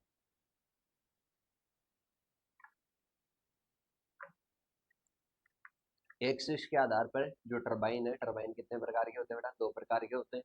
देखो सबसे पहले होता है हॉरिजॉन्टल एक्सिस विंड टरबाइन। पहला कौन सा आ जाएगा, हॉरिजॉन्टल एक्सिस विंड टरबाइन आ जाएगा। मतलब इसमें क्या होता है, मुख्य दूरी जमीन के समानांतर होती है और ये सबसे सामान्य और प्रभावी होते हैं। मतलब ऐसे देखो, एक तो हॉरिजॉन्टल का मतलब क्या है, ऐसे होता है। वर्टिकल का मतलब क्या होता है, ऐसे होता है। तो इसमें जो टरबाइन का जो एक्सिस होता है वो कैसा होता है, इस प्रकार से होता है, समानांतर होता है। जमीन के कैसे होता है, समानांतर होता है। वर्टिकल में कैसा होता है बेटा, वर्टिकल में कहीं ना कहीं क्या होता है, लंबवत होता है, इस प्रकार से होता है। ये किसी भी दिशा में हवा पकड़ सकते हैं, मतलब कम प्रभावी होते हैं। वो क्या होते हैं बेटा, प्रभावी होते हैं। वहां पर जो हवा की जो गति है ना, वही कहीं ना कहीं हवा की दिशा है ना, वही प्रभावित कर देती है उसको। ओके, तो अब इसके बाद में अपन चलते हैं वन बाय वन। सबसे पहले कंस्ट्रक्शन ऑफ हॉरिजॉन्टल, मतलब अपने को क्या करना है, हॉरिजॉन्टल जो एक्सिस है उस हॉरिजॉन्टल एक्सिस की बात करते हैं कि उसका निर्माण कैसे होता है बेटा। सबसे पहले अपन बात करते हैं रोटर ब्लेड होती है। क्या होती है, रोटर ब्लेड होती है, जो कि मैंने डायग्राम में भी बताया था। रोटर ब्लेड होती है, सामान्यतः दो या तीन ब्लेड होती है और फाइबर ग्लास या कंपोजिट से बने होते हैं और ये हवा की ऊर्जा को पकड़ने के कार्य आते हैं। तो ये क्या हो जाएगा, पहला रोटर ब्लेड आ जाएगा। इसके बाद में आता है हब। हब क्या होता है बेटा, वह के अंदर जो कि क्या करता है, ब्लेड को जोड़ता है, वह के अंदर जो कि ब्लेड को जोड़ता है और मुख्य दूरी से जुड़ा होता है। किससे? मुख्य दूरी से जुड़ा हुआ होता है। इसके साथ में आता है, अपन बात करते हैं मेन सापट की बात करते हैं, तो ब्लेड से घूर्णन ऊर्जा को गियर बॉक्स या जनरेटर तक क्या करता है, पहुंचाती है। तो ये क्या हो जाएगी, मेन सापट हो जाएगी। फिर आता है गियर बॉक्स। गियर बॉक्स की अपन बात करते हैं, तो गियर बॉक्स में क्या होता है, घूर्णन गति को बढ़ाता है ताकि जनरेटर को ठीक से काम कर सके। और इसके साथ में तो ये अपने क्या हो जाएगा, गियर बेक्स हो जाएगा। फिर इसके बाद में आता है जनरेटर, जो कि यांत्रिक ऊर्जा को विद्युत ऊर्जा में बदलेगा। मतलब जो कॉमन वाली स्ट्रक्चर पड़ी थी ना ऊपर, लगभग वही आएगी। बस इसमें एक चीज का ध्यान रखना कि इसमें जो अपने जो एक्सिस लगे होते हैं वो कहीं ना कहीं एक्सिस कैसे होते हैं, जमीन के समानांतर होते हैं, हॉरिजॉन्टल में। इसके बाद में अपन चलते हैं बेटा आगे की ओर। आगे आता है बायोमास का ब्रिकवेटिंग क्या है, ब्रिकवेट्स बनाने की प्रोसेस आपको बतानी है। तो ब्रिकवेटिंग में पहले ही बता चुका हूँ, भी 4 प्रोसेस के बारे में बात की थी बेटा, याद है क्या, 4 प्रोसेस के बारे में बात की थी। अब इसके बाद में अपन चलते हैं नेक्स्ट क्वेश्चन। नेक्स्ट क्वेश्चन आता है, जनता बायोगैस प्लांट को बताइएगा, एडवांटेज डिसएडवांटेज बताइएगा।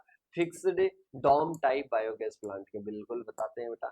सबसे पहले अपन बात करते हैं, किसके बारे में बात करते हैं, जनता बायोगैस प्लांट के बारे में देखते हैं। किसके बारे में देखते हैं बेटा, जनता बायोगैस प्लांट के बारे में देखते हैं। देखो, जनता बायोगैस संयंत्र एक प्रकार का फिक्स्ड डोम बायोगैस प्लांट होता है, जो कि ग्रामीण क्षेत्रों में गोबर जैसे कि जैविक कचरे से बायोगैस उत्पादन के लिए व्यापक रूप से क्या किया जाता है, प्रयोग किया जाता है। कौन सा, जनता बायोगैस प्लांट है। और प्लांट के जो मुख्य भागों में एक डाइजेस्टर चेंबर होता है, एक फिक्स्ड डोम गैस होल्डर होता है, एक इनलेट टैंक होता है, एक आउटलेट टैंक होता है। इसकी स्ट्रक्चर मैं बता चुका हूं पहले ही, मतलब इसकी तो नहीं बताई पर और प्रकार का बता दिया। लगभग वही चीजें रहेगी, इसमें थोड़ी सी क्या रहती है, थोड़ा सा इसमें चेंज रहता है कि ये इसका यहाँ पर आ गया, ये यहाँ पर आ गया, ठीक है। और एक सलरी आउटलेट होता है। तो ये क्या होते हैं बेटा, आउटलेट वगैरह, ये चैम्बर वगैरह, फिर डोम होल्डर वगैरह, इनलेट वगैरह, आउटलेट वगैरह, ये सब होते हैं।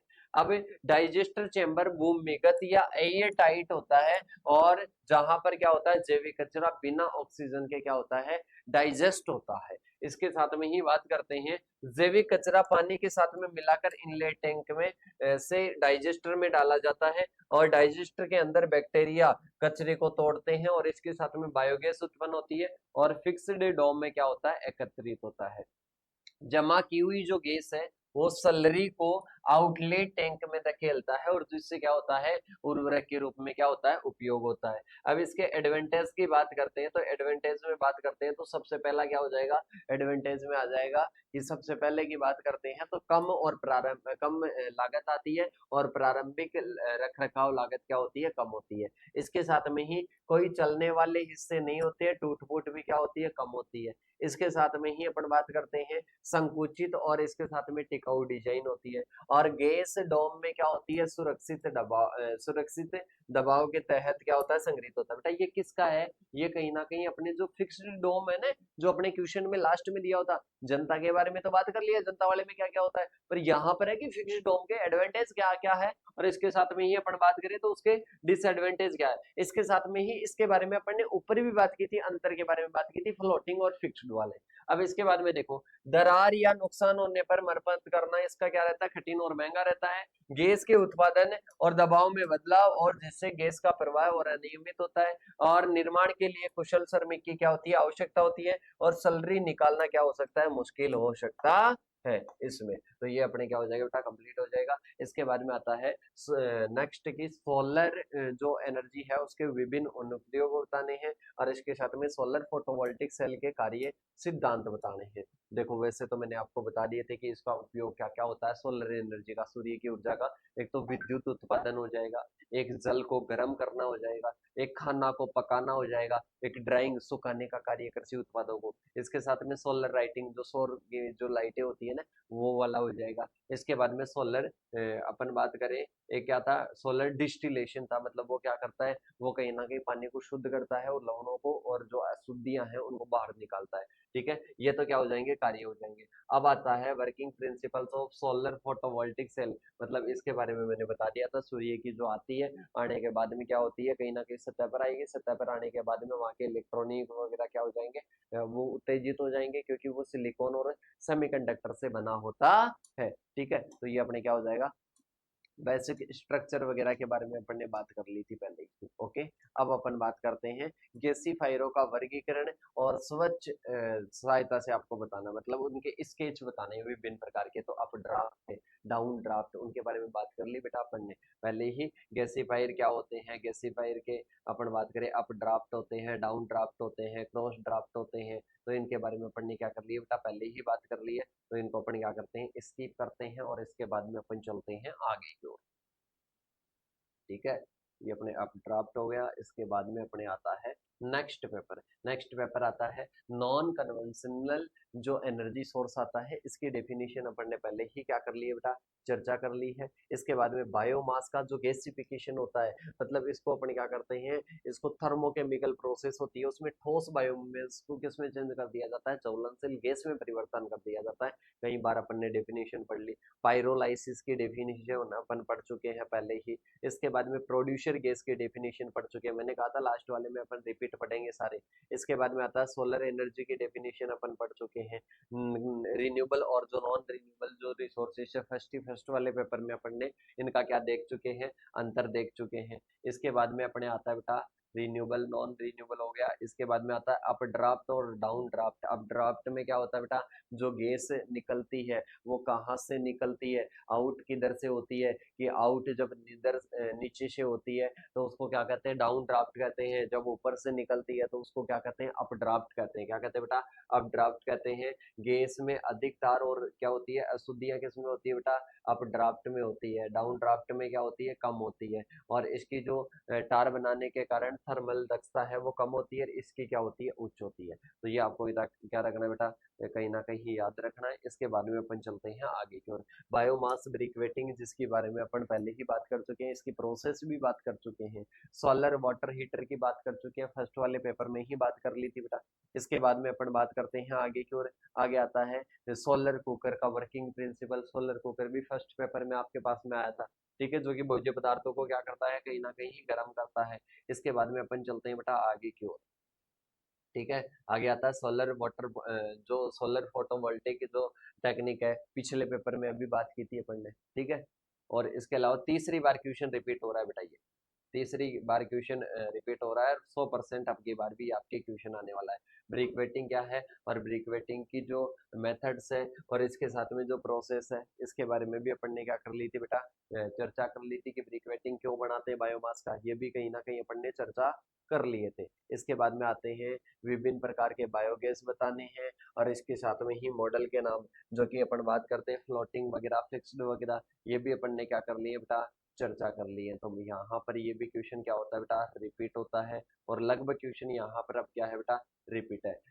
रिन्यूएबल और नॉन रिन्यूएबल जो एनर्जी है उसके बारे में भी अपन ने क्या कर ली है, चर्चा कर ली है। तो ये क्वेश्चन सारे क्या होते हैं बेटा, रिपीट होते हैं। और इसके साथ में ही आपका ये जो अपने इंजीनियरिंग सब्जेक्ट का है, थोड़ा सा टाइम ज्यादा लग गया, पर कोई ना, सारी चीजें अपन ने वन बाय वन समझी, एग्जाम्पल के थ्रू अपन ने समझी।